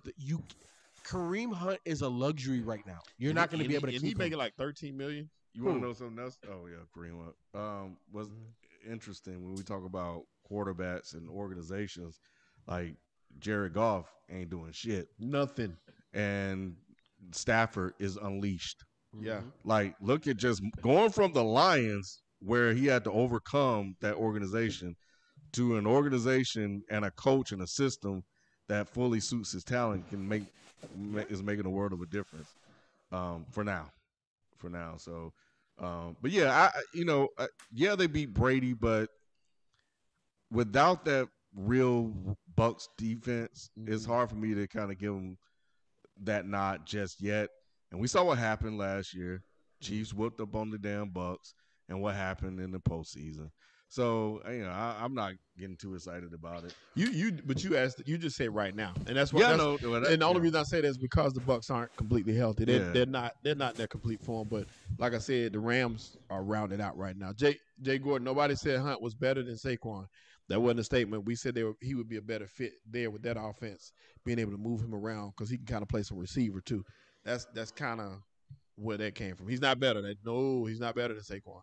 So while we're talking about the Bucks, is he good enough to get them back to the NFC game, title game? Oh yeah, think so. But one thing about that game too, though, I don't know if you saw it, but the Rams scored in one possession. Tom Brady led the Bucks right back down the field. Yeah, it looked like he was the man. Apart. And it was like, okay, they about to do their thing. The Rams came right back and just took their heart, but you could just tell like they had no answers for him. Brady was throwing haymakers. They didn't have AB either, so I got to give him that. Yep, that too. Aaron Rodgers, 37 seconds, right? Is that what he did? Damn, 37. Yeah, that was freaking nuts. No timeouts. No timeouts. Yeah, that's crazy. Did you see that pass? Yes. Aaron Rodgers, and I know Q's gonna get on this high horse talking about, man, he do it every season, this, that, and the third. But golly, bro. Yeah, no, he looked great in the NFC Championship game, man. Hey, but you know what? Let's be in the moment. Yeah. Let's be in the moment. And in the moment, Aaron Rodgers is looking like God out here. 37 seconds, no timeouts. Them throws he was throwing at Devontae over. See, because it's one thing to see it from that sideline view, right? And it's like, oh, okay, yeah, he had zip on the ball, this, that. But when you see it behind Aaron, and he threw that ball literally over the fingertips of the defender that's jumping with all their vertical and all their fingernails, I'm just like, yo. With that, see, because it's one thing to throw it over a person. Yeah. But it's another thing to throw it over the person with velocity like that. Because velocity means that ball is supposed to sail on you. It ain't supposed to drop like that, bro. It's not that's the type of shit you cannot teach. I don't care. I don't care what type of quarterback camp, how young you put that quarterback in that camp. You not doing that. You not doing that. Yeah. That's God given. That's God given, bro. Yeah, but I'm with Q, regular season quarterback right now. Okay, that's cool. Peyton Manning still made the Hall of Fame. Yeah. What we gonna do about Seattle though? Man. Look, man, Sierra not having this shit. I'm trying to tell y'all, this shit is over. Like Pete Carroll, they gonna pick Pete, but Russ, we out. We out, Russ. Because this O-line, dude, he is scrambling. I know Russ is making some mistakes here and there, but man, that line is just not it. Oh, Russ is looking bad? Yeah, man. It's just, he I don't know. I'm still Shelton's line. I love Russ's leadership this season, man. But in terms of like that O-line, dude, that shit is terrible. They need to get that in order right now, man. So Stephen Kerr asked, "Is Pete Carroll's time up?" It was a super chat, so it's right on the topic. I don't think that's not all Pete Carroll. I still think it's time for a change. I can see that too, though. It's just time to hear a new voice in that room. Okay. They just don't look right, do they? Though? It's just something about them. They just don't look right. No, yeah, they don't. I think that loss they had against the Titans, I think that was some residual left over from that. That stung a little bit. Because they had that game. You're absolutely right. That was definitely a winnable game. I thought this game was an easy win too, and it looked that way. Yeah, but until Pete Carroll apologizes to Beast Mode, until you do right by Marshawn, until you do right by Marshawn, it's not gonna work. I'm trying to tell you. That is it. But man, we another MVP struggling. Hey, Q, don't ask Q nothing. Hey, we were talking about it. It's time for Q to fall off. Like hey, we were talking about it's time for Q to fall Mahomes. off. I think we were the only one, kind of questioning a couple of things here and there. 1 and 2, man. Mr. Ant-Man with the super chat says, Ku Klux Klan is in full effect today, boy. I had to read that super chat right now because it's perfect timing. The man 1 and 2. Hey, look. In this case, we only half offensive to him, so it's fine. when it come to Mahomes, look, bro, FIFA. I know Hovey's your favorite. But the dynasty may not continue here. You feel me? Like, I don't know what's about to happen. You know what I'm saying? Like that Yay Diamonds remix. Like, the game has changed. The game is intact. Like, I don't know. I don't know if that's it. Seeing what has happened these last 2 weeks, these interceptions, dog, and this defense. Let me get on this defense. First of all, putting Chris Jones outside instead of letting him be on that awful decision. These skill positions, I think that they're so talented that Mahomes is just like maybe overthinking it. Where it's like, you know what, I can do so much that sometimes it's just like, bro, just take the check down. Bro, just throw the pass. You don't need to sometimes sidearm it. And I get it, he's so talented. But I need testimony from FIFO. I need testimony from Shelton. On a scale from 1 to 10, how worried are we about this Chiefs defense? Let's just start with that defense. Oh, it's Chiefs defense. The Chiefs defense 7, maybe 8. Mm-hmm. 8 to 9. And the thing about it is, Mahomes is a gunslinger. He is, and he's used to being able to kind of be like, whatever, we're gonna get the ball back, and I can make something else happen the next possession. But because your defense is playing the way it is. Yep. You can't be so careless. Like you said, he got to take these check downs. He's got to do more with the ball instead of trying to do so much. He's got to take what's given and move from there. But yeah, that defense is it's rough. It's rough. I thought when Honey Badger was out that first game, it's like, well, maybe that's why they playing, but nah, they missing. They need some help. I mean, but he the MVP. He the best quarterback in the league. Aaron Rodgers did it without a defense. Well, here's the thing. So I'm glad Q positioned the question solely on defense because I am highly concerned with that defense, but I am not concerned with the organization. I'm not worried. Now, obviously, there's a lot of people that thought, Kansas City gonna go undefeated, this, that, and the third, the greatest. Okay, well, shit, that's not what's gonna happen. But in terms of winning the AFC West, they still right there. They haven't played themselves out of that type of contention. They haven't played themselves. I think they've played themselves outside of being the AFC favorites. But again, when you have my homeboy back there, I'm not worried. This is an 11-12 game win team, and they're still on that pace. Hey B, one thing B loves to talk about, loves to preach. He said, "Man, when they get film on you, bro, and they've been had film on him. They've been had film on him. Things change. They've been had film on him. This ain't a film thing. This is not a film thing. All right. Look, watch. Man. It's watch time. Look. Shout out to Nick in the chat. I know he's in the bunker with Daniel Jones right now, but when it comes to when it comes to the Chiefs defense, I know that they have always been lackluster. I know that they've always been mediocre. But fam, going from being a mid-20s defense to being in the bottom 30s, obviously it's only 13, you know what I mean? But being in that 30, 31, like, dude, that's a plummet from being poor to being destitute. Yeah. And that has to be shown because at least they could generate some pressure from time to time. At least the secondary was not Swiss cheese every single time the guy was throwing the ball. You know what I mean? Yes, they could be had. Yes, they had glaring weaknesses.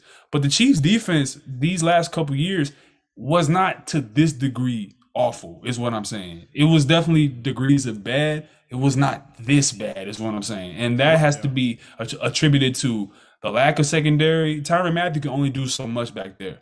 And Chris Jones is out of position. So this is, man, they have to get this in order now. But to FIFO's point, FIFO, you 100% correct because to say all this, LA still almost gave that game away. Mm-hmm. And they only lost by what, 3 points? 6 points? Dude, insane. And that shows you how much of a weapon Mahomes is. But that's why I pumped the brakes on the dynasty talk because I gotta see more complete pieces. I gotta see just more overall continuity of the team. It can't just be Pat doing it. It has to be more than that. And the year that they won the Super Bowl, I think that defense was suspect that year, but I think they had players hurt. And as the season went on, towards the end of the year, they became a very, very good defense. Mm-hmm. And that's how they were able to go on and win the championship. So they improved as the season went on. So the same thing could happen here. Their defense hasn't always been great, but it hasn't been this bad. You know what's crazy? And I looked at this, and you only can play the schedule that's placed before you, but the Broncos are 3-0, right? Mm-hmm. Their first 3 games were against the New York Giants. That's an easy W. Yeah, the Jets. There's another one. And then they played. Shout out to Nicky Manning. Who was their third game? One of those. Oh, the Jaguars. Oh, yeah. So they played a preseason schedule to be 3-0. The Chiefs played the Cleveland Browns. That's tough. Baltimore Ravens. That's tough. And the Chargers. Division game. That's tough. Herbert's that guy. So once again, no excuses, but that's kind of like a tough way to start, boy. Got to beat especially when you got to beat them. But when you start off kind of rough with injuries and COVID protocol and all this stuff that they got going on, it's kind of hard. Andy Reid even went to the hospital after the game. Oh, he had to after that shit. Shit, it was like, goddamn. He saw that defense. He was like, man, this is my year. This is gonna be a long year. Mm-hmm. And he just gave out. Now they do get. They play the Eagles this week, so They got should Josh get Gordon too. Somebody was asking us about that. They did get Josh. I think Gordon. they signed Josh Gordon for about a Lord. week. Yeah. About a week. All the He'll be TVs gone. gonna be gone out the Yep. facility. Yeah. Nah, so I don't know how they're gonna help him. Yeah. You know, how the hell he keep getting back, bro? Man, I have no This is idea. crazy. I felt somebody said, I think B was saying that, like, how did he get back? I'm like, look, I'm just glad he black. He back. Yeah. Give him more chances. I guess so. He gonna end up smoking something, though. Yeah, that's what I'm saying. He gonna smoke the TV. Like we looking for, we can't look at no film. I'm telling you, man. Hey, look. Mhm. Yeah, Mhm. but yeah. Oh nah, man. that's pretty bad. But yeah, it's we say this all the time, man, and it means we say it for a reason because it's early. Like 1-3, no real preseason, injuries here and there. Got to get in the rhythm. So these teams are still trying to figure themselves out. So everything right now is a reaction to the evidence that we have before us, not an indication of what is to come because a lot can happen. Mhm. So Nick told me Josh Gordon is going to KC to sell weed, not to run routes. Hey man, Josh Gordon, they gonna be in the stadium. They gonna be like, man, it's loud in here, Josh. He's like, no, it's not. I ain't did that shit in a year. Where? So where that? Oh man.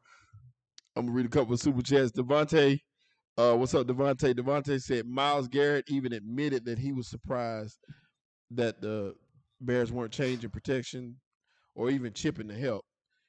Nagy deserves 75% of this blame. That's true. They Like, yeah, bro. Like we've been saying, Sheldon, it's Matt Nagy, bro. Like Yeah. Nagy. Look, I know just went on that whole hurt shit, but I do believe that Justin Fields in college showed much more promise, and I think that it's unfair for people to judge him off of the fact that Matt Nagy's been through 3, 4, 5 QBs in the last like 4 years, and ain't none of them work. So maybe it's not the QBs, maybe it's Matt Nagy in that geriatric system he trying to run. That shit is bad, and I don't see it with him, man. I think he's selling snake oil. Who should start this week for the Bears? Shit. Who you think, B? I don't know. B probably on the Sims right now. I'll probably do Nick Foles, honestly. I think so too. Just to see. Yeah. I think so too. They saying Justin Fields he hurt his hand or something like that, which is a good way to put him back on the shelf. I don't think you should run him out there again. And Andy still has, I think, an issue with his knee or something like that. But I think I give Nick Foles a shot. It won't hurt. What did you ask me, Q? Who do you think the Bears should start this week? Dalton, Foles, Fields? Because didn't whatchamacallit had a horrible game, Fields? Mm-hmm. He did. I say, start Foles. Start Foles this week. Right. Yeah, don't put the brother back out there, man. Yeah, please. Yeah, don't put him back out there. Nah. Start Foles. I say start Foles. Shit, everybody was hyping Foles a couple of years ago. Now they don't want to put him out there. I don't get that. told y'all that motherfucker wasn't shit. Mm-hmm. Just a reminder. You did. We them boys said the Eagles or Dolphins going to trade for Watson. Hurts is not the guy, and Tua is too injury prone. Yeah, two out for 2 more weeks. Yeah, broken ribs. Dang, that won't be the last. All right. It won't be the last. Man, Brissett looked horrible. God dang. So does that change the perspective on Tua just a little bit? Because Tua doesn't look like that. Tua looks better than that. Well, isn't the offense tailored to Tua now? I'm asking. But the offense isn't. It's not gimmicky. The offense is quick throws, 1, 2, 3, let the ball go. It's not like a Tom Brady offense where you take 5-7 step drops and be there and try to read the field and stuff like that. It's not that type of offense. To answer your question, the answer is no. So Tua doesn't look better than Brissett.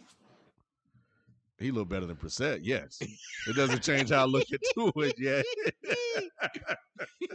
Did he though? I didn't watch that whole game at all. He looked Brissett bad, looked bro. bad. He looked bad. Brissett don't look like he ever played on a football field. That's how bad it looked. he looked bad. I did see that one. He looked good in that one drive, but once again, like I said, I ain't watched the game, so I can't. Don't really say talk that, about Shell. They don't like when you say that in the chat. What?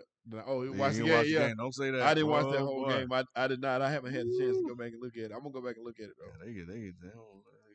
Like feel you some ain't kind of watching. way. All these games. You didn't I'm watch saying, that hey, one. look. We really want to watch all these games. That's really a hope. Please help us to get there by the support.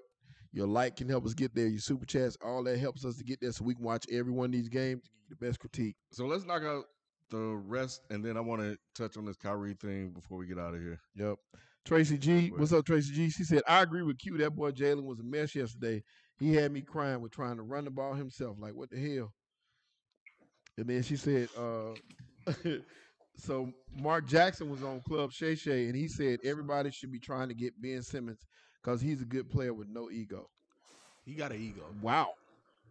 What holy water was he drinking? He's nothing but ego.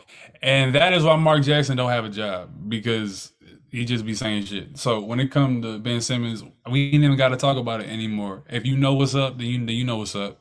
I just saw an article today, Q, where they were saying he doesn't want to run the Embiid offense. That's why he wants out, because of Embiid. Which we knew that, but they saying that he said it now. So I don't know how true that is. But I saw it. Y'all ever had a girlfriend that y'all broke up with and she be like, I think we should see other people? That's Ben Simmons. And it's just like, who give a fuck? Like, at this point. Once again, I be saying shit. Nobody listen. Mm-hmm. Yeah. Mm-hmm. But it's fine. Now, here's the thing in terms of what Mark Jackson is saying. Oh, Lord. I feel like Ben doesn't have an ego like other superstars have an ego. Now, all great players, every basketball player that was at least decent or good in my entire life has had somewhat of an ego. So I think Ben has an ego, but Ben's ego isn't the same like I need the ball to score. You know what I'm saying? Like Ben isn't out here. I don't think his mentality has ever been, I'm gonna go get 60. Give me the fucking ball, move the hell out the way. I don't think Ben's ego is in that way. So with Mark saying that he doesn't have an ego, again, I disagree with that wholeheartedly. But I think that his ego shouldn't disrupt the team. Now, obviously, the Embiid shit, yeah, because it doesn't allow Ben to play the best version of himself. So I get why he has issue with that. But if you swap out Ben for Giannis, what ego is he gonna have? Like, he's not gonna fight with Chris Middleton for shots. He's not gonna fight with Drew Holiday for shots. I don't think Ben cares about how many shots he gets. I think Ben cares about how this team is operating, how we run it, and how do we win. You know what I'm saying? So I definitely think he has an ego, but I don't think he has the same ego that 98% of basketball players have. Hey James, I do have red zone, bro. I do have red zone. Well, I think Sixers fans, we care about how many shots he gets. And it's like he has a lot of them that he could shoot. He just don't. So it's like, once again, this narrative, once again, credit to Rich Paul because he's doing a great spin job with this. Clutch, y'all doing a great thing. But when it comes to the Sixers side of it and the fan side, we're just over here like, fam, if you don't like the fit, perhaps shoot the ball. Like, maybe do that and then you'll fit better.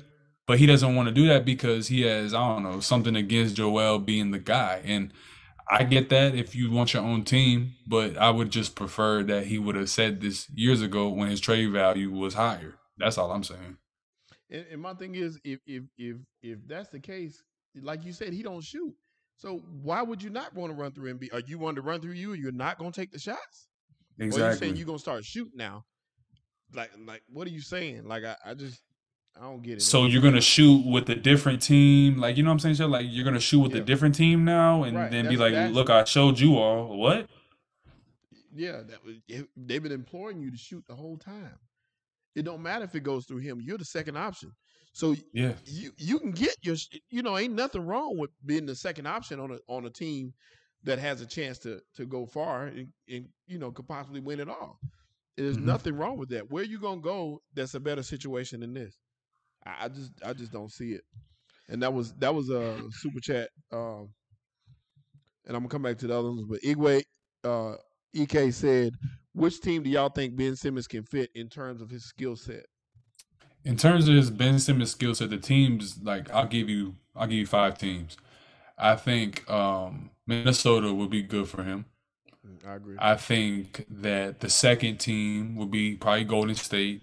Even if we get a guy like Draymond and Wiggins in return, I wouldn't be mad at that. If you throw in like Jordan Poole, I wouldn't be mad at that return because a guy like Draymond next to Embiid might just be what we need. Honestly, it might just be, yo, we need somebody to push, pass to open shooters. If we get a Wiggins, him and Embiid went to Kansas together. I'm with that. A third team, I could see him. It would never happen, but him in Brooklyn would be amazing. We're gonna talk about Kyrie in a second. Fourth team, I think he would be low key. People are not talking about it, but Miami. I think him on Miami would be a terror defensively next to Bam and Jimmy and whatever. And then I say my fifth team that Ben Simmons would be great on, and this is kind of a sleeper, but I think Utah. I think him and Donovan Mitchell and Gobert. Yeah. I think that's a tandem for be able to help Donovan Mitchell play off the ball more. You get a defensive stopper that can play on the wing, so Gobert isn't overexposed, and then you would have just lobs, dunks all day, and it would be something fun to see. Q, you really put a lot of thought in getting rid of this man. Bruh, I've been thinking about this since he disappeared in the Toronto series, bruh. I was like, dude, no, get him out, and everyone thought it was crazy. I agree with you, and I think the Minnesota. Well, that's a good question, James. What would the Minnesota trade look like? I would like him on that Minnesota squad with Edwards, but who would Minnesota give back? That's a good question. We'll probably have to have some type of Russell, Patrick Beverly, Jalen Noel, and a second round pick type of deal, or a first round pick. It wouldn't be something great, but maybe D'Angelo Russell could find that Brooklyn groove in Philly that they had a couple years ago. It'll be interesting to see. All right, let me get back to these super chats. Chief Miyagi, what's up, Chief Miyagi? He said the Colts are 0-3. Is their season already over? Not yet. The Colts. Not yet. No, that's if they lose next week, yeah. Yeah, that defense is tough, and they've been in these games. It ain't been like they've been getting their tails handed to them. They've been in at least competitive, So no. All right. I think I got it. Oh, How do we do with our picks? Wait a minute, we got. yeah. Let me read one more. Hey, Arterial Stover asks, what teams players are on suspect watch right now in the NFL? What teams are on suspect watch? Mm-hmm. The Colts.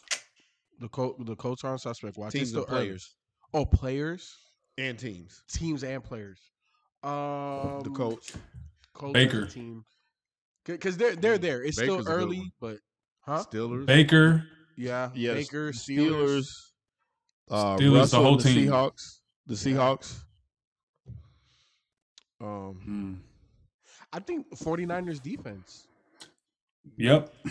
They're because that's it sounds crazy to say 49ers and weak defense, but the back end of that defense is letting them down. That's going to cause them some games.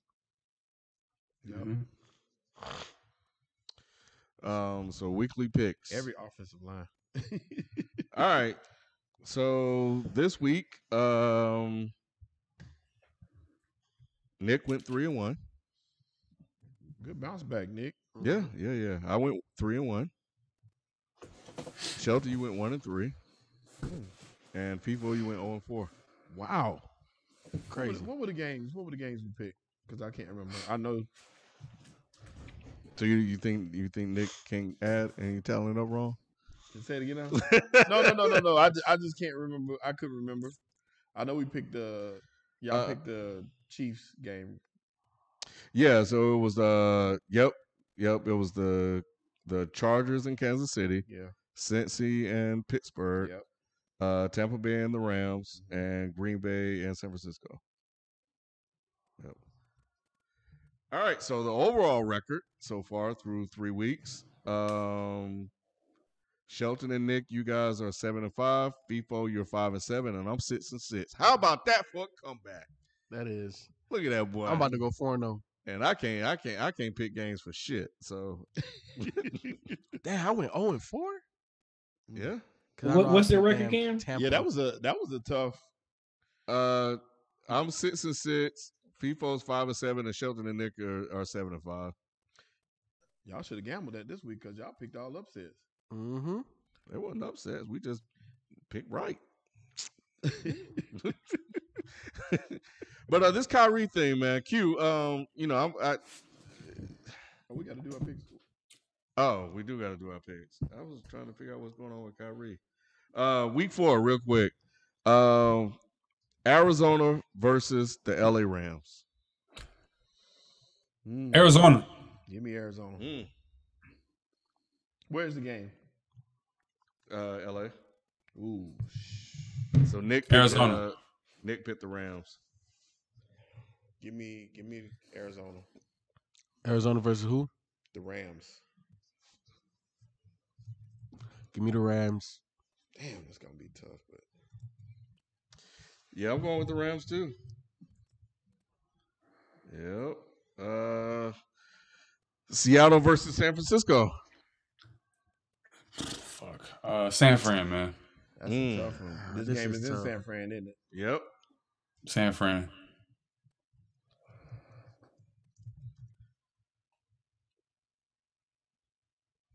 Give me Seattle.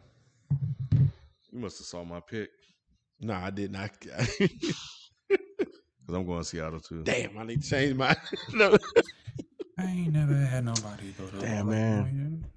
I feel like San Fran's the better team, but that back end of that defense, I think Russ can expose. Give me Seattle. All 4 of us for Seattle. Raiders versus the Chargers. Las Vegas. Raiders. Woo! Okay. All right. Man, Derek Carr been balling, man. I'm sorry. Yeah. Give me Raiders. Stars are hot. Give me Raiders. Mm. Give me Raiders. Man, Derek Carr balling like Will Smith in the episode when his dad didn't want you don't want me, man. Like he Nick, like John Gruden. The Buck stops this week. Give me the Chargers. Mm. Mm. And Nick picked the Raiders too. I'm going with the Chargers. Herbert, put them hands on them. Last one, Carolina versus Dallas. Darnold. Sammy franchise. Shelton, so at what week you gonna ingratiate Sam Darnold into the Ring of Honor? In the Super Bowl. That's the only time he gonna acknowledge He's still it. not. He gonna say that they need to trade him after the Super Bowl. Thank you. Like I said, let me. And I had to be clear. I am a Sam Darnold hater, no matter what. I don't like the fact that he got the chance that these other guys wouldn't have gotten. I The respect black quarterbacks wouldn't have got that. That's the only thing I hate. That's really. I think it was so bad there that any quarterback would have got a second. I don't think touch. so. I mean, like I said, we look at some of these black quarterbacks that you think about Deshaun Kaiser when he was in Cleveland, how bad that. Damn, that's a name. That's a name. Kaiser? But he was black and he was in Cleveland, a terrible team, terrible organization. He didn't show flat. Man, what's your picks, man? Kaiser? Black. I'm just naming. God black damn, quarterbacks. Sheldon. I'm just gonna give you a black quarterback.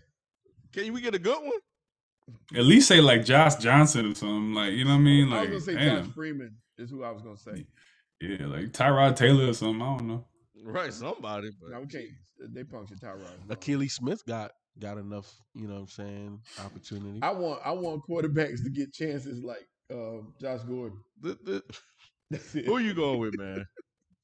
Well, who you going with, FIFO? Who was it again? Dallas, Carolina. Give me Dallas. I think they're gonna start feeding Zeke.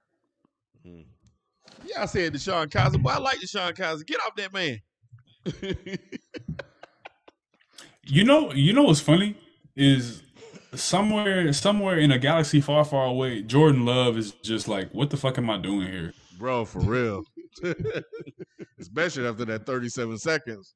Because who you going with, man? I'm going with Dallas. Who you going with? Dallas. And the only reason, Dang.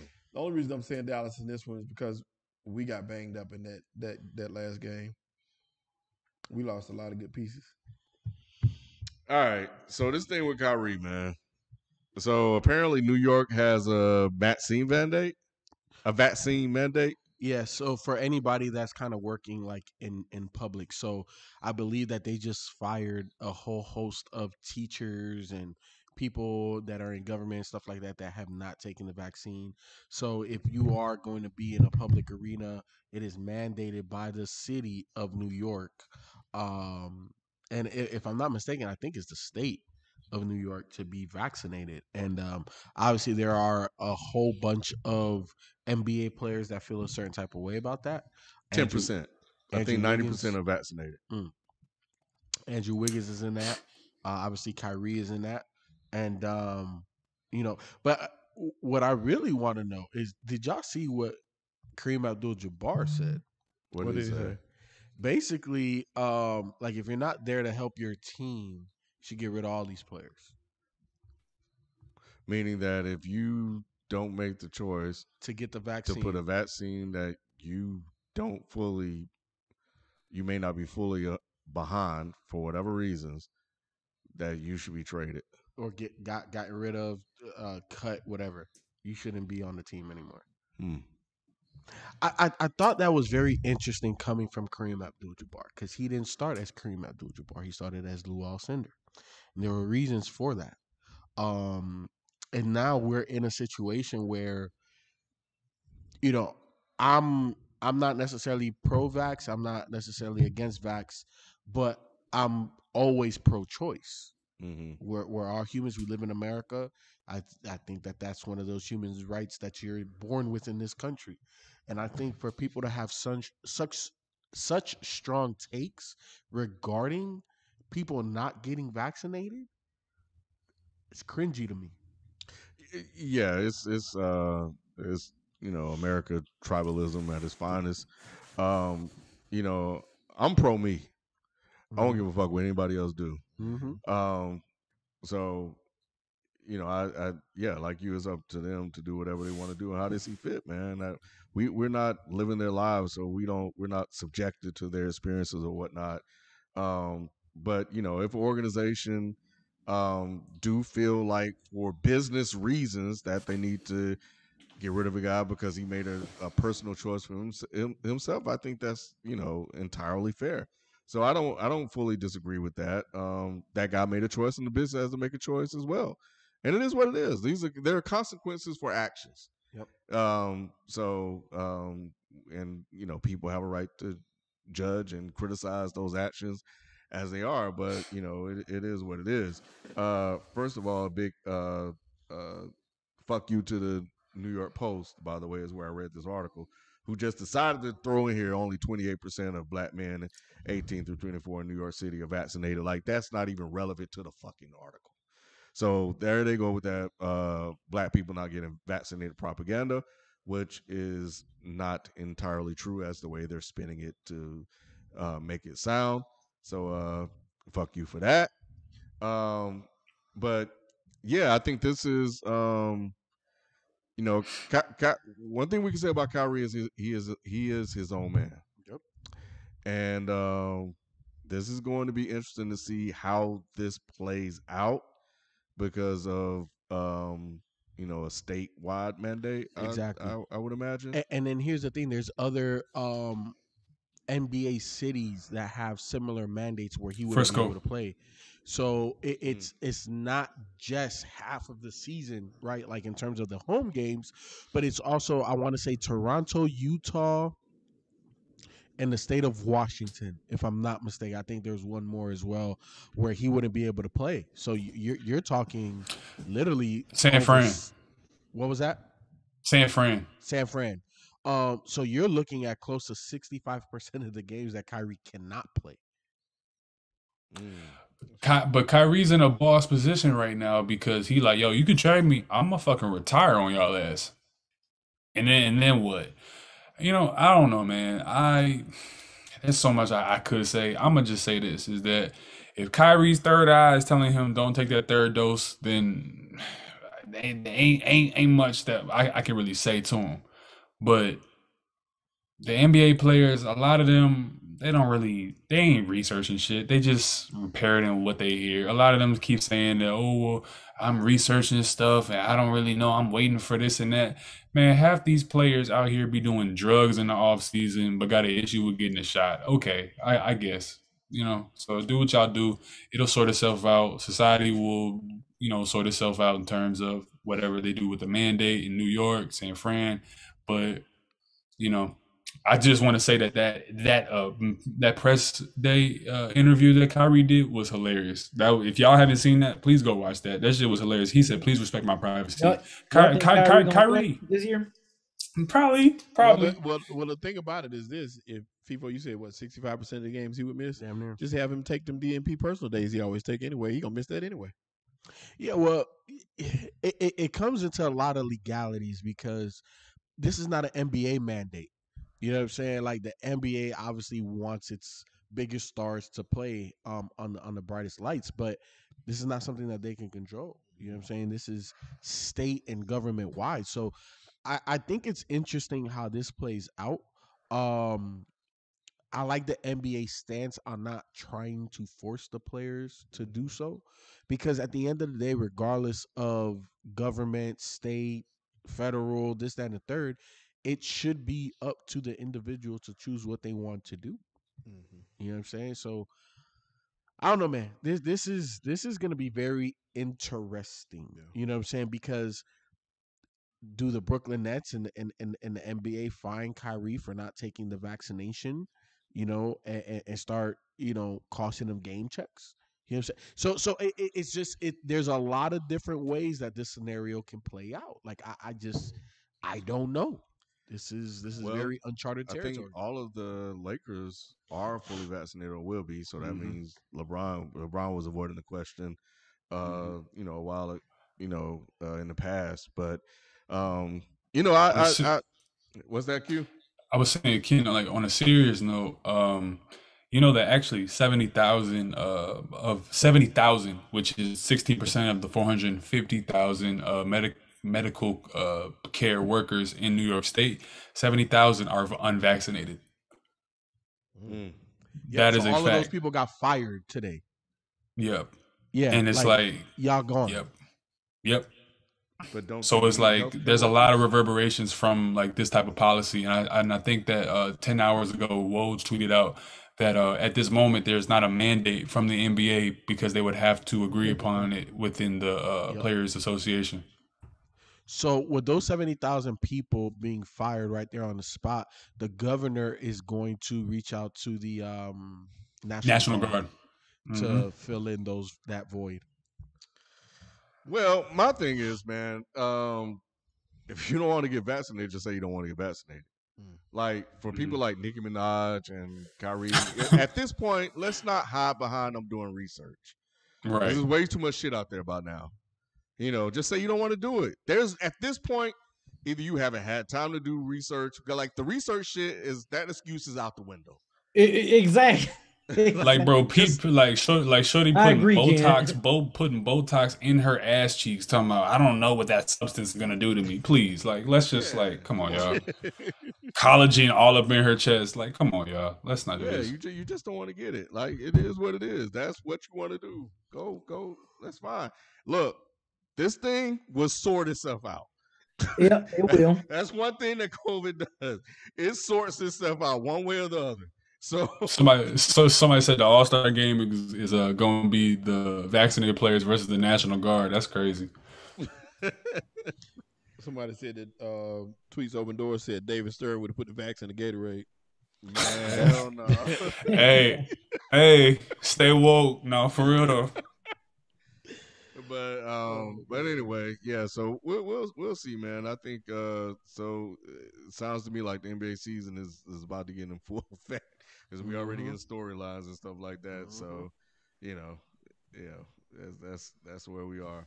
So, but yeah, what's the guy in Orlando, Jonathan Isaac? Something wrong with that boy. What happened?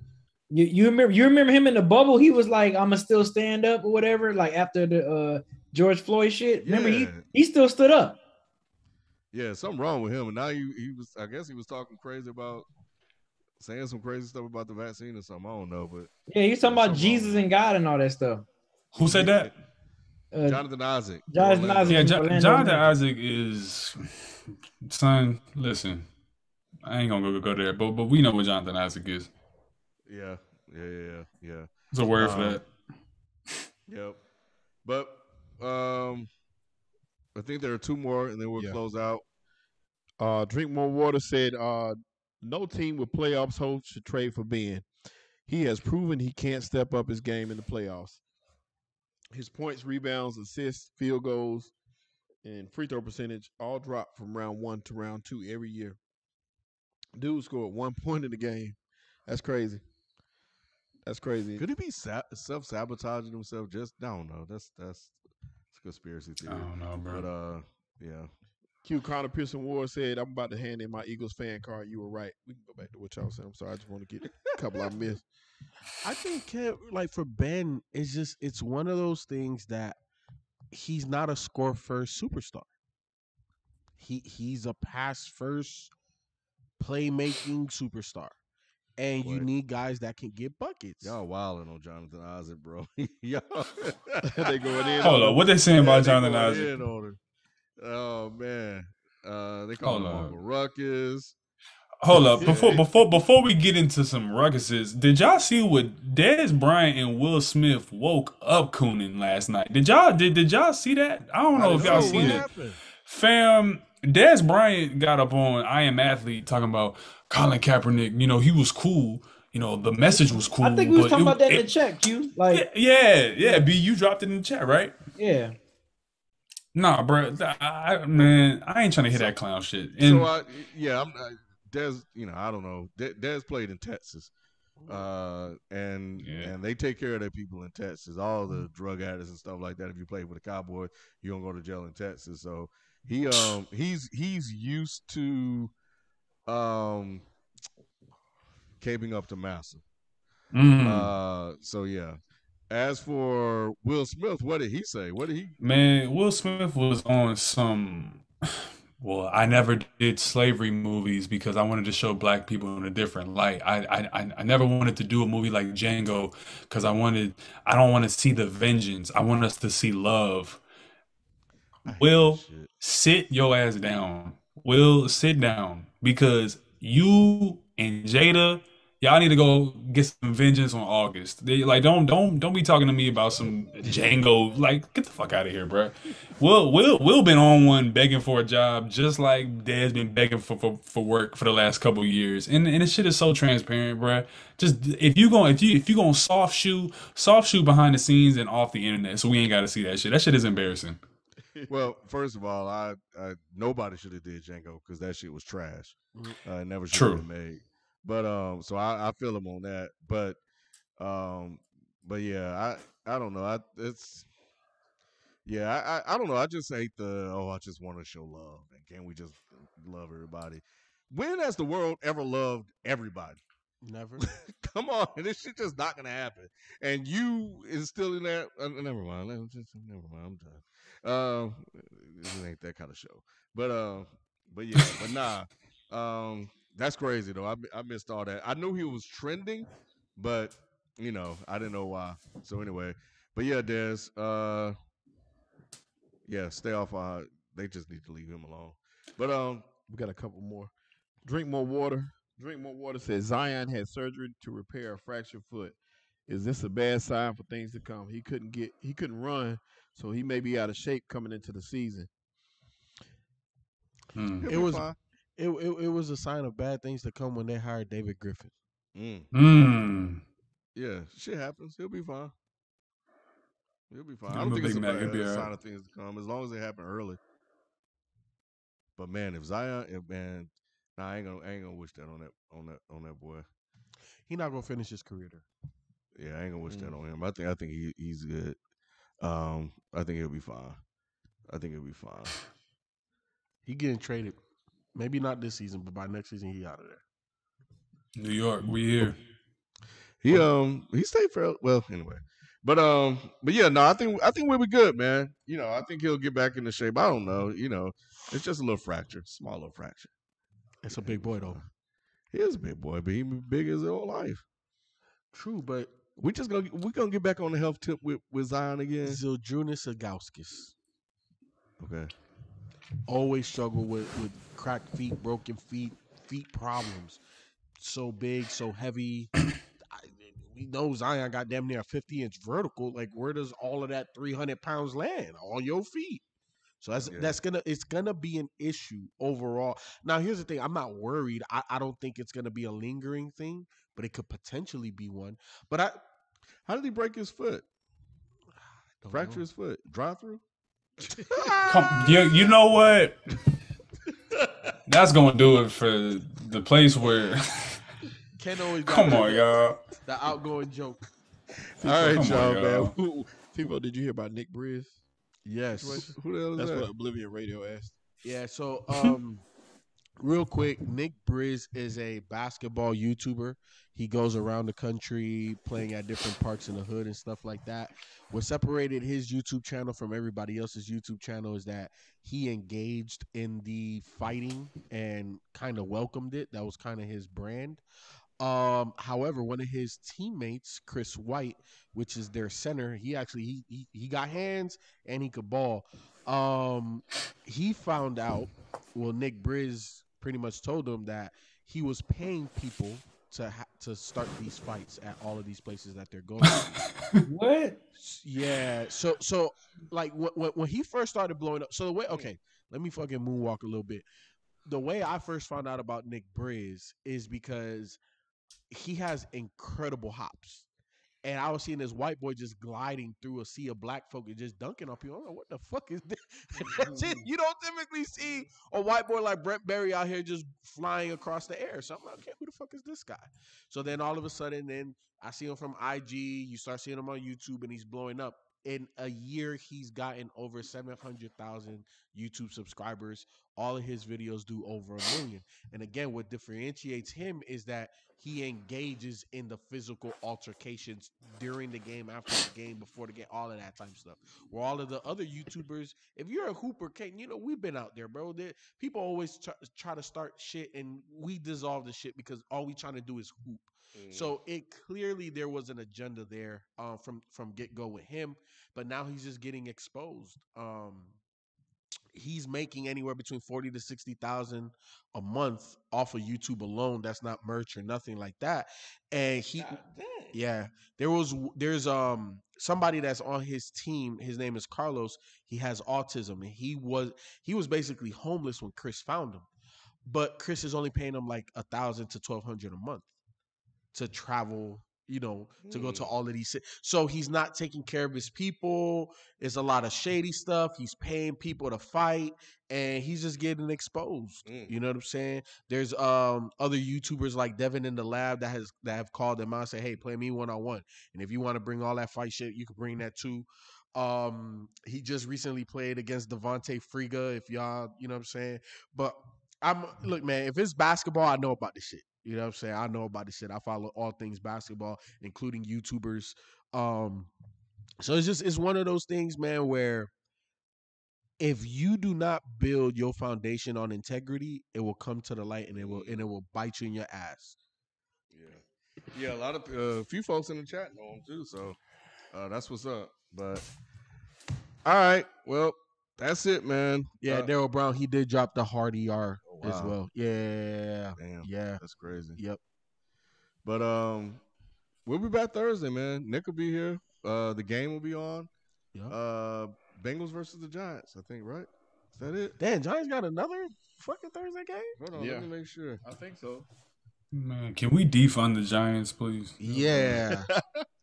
Hey, and another note too, if you hadn't done it yet, please, the 151 people that's watching right now, could you please hit the like button? We really appreciate that and help us to get these algorithms going. No, it's Bengals versus the Jaguars. That's what it is. Yeah. He got his team Bangs and back-to-back Jags. weeks. That's Yeah, what that's what it was. Yeah. Okay. Okay, cool. That'll be interesting. Oh Sunshine yeah. versus Joe Joe Burrow. Burrow. Yeah, man. I'm looking forward to that one. with That should be interesting. Mhm. So and I'm sure Nick will have a lot to say about things that were said tonight too. So yeah. So come back. We'll see you Thursday. We out. Peace. Peace. It's crazy people didn't know that I know about all of this shit. Yeah, man. Look, basketball is life for me.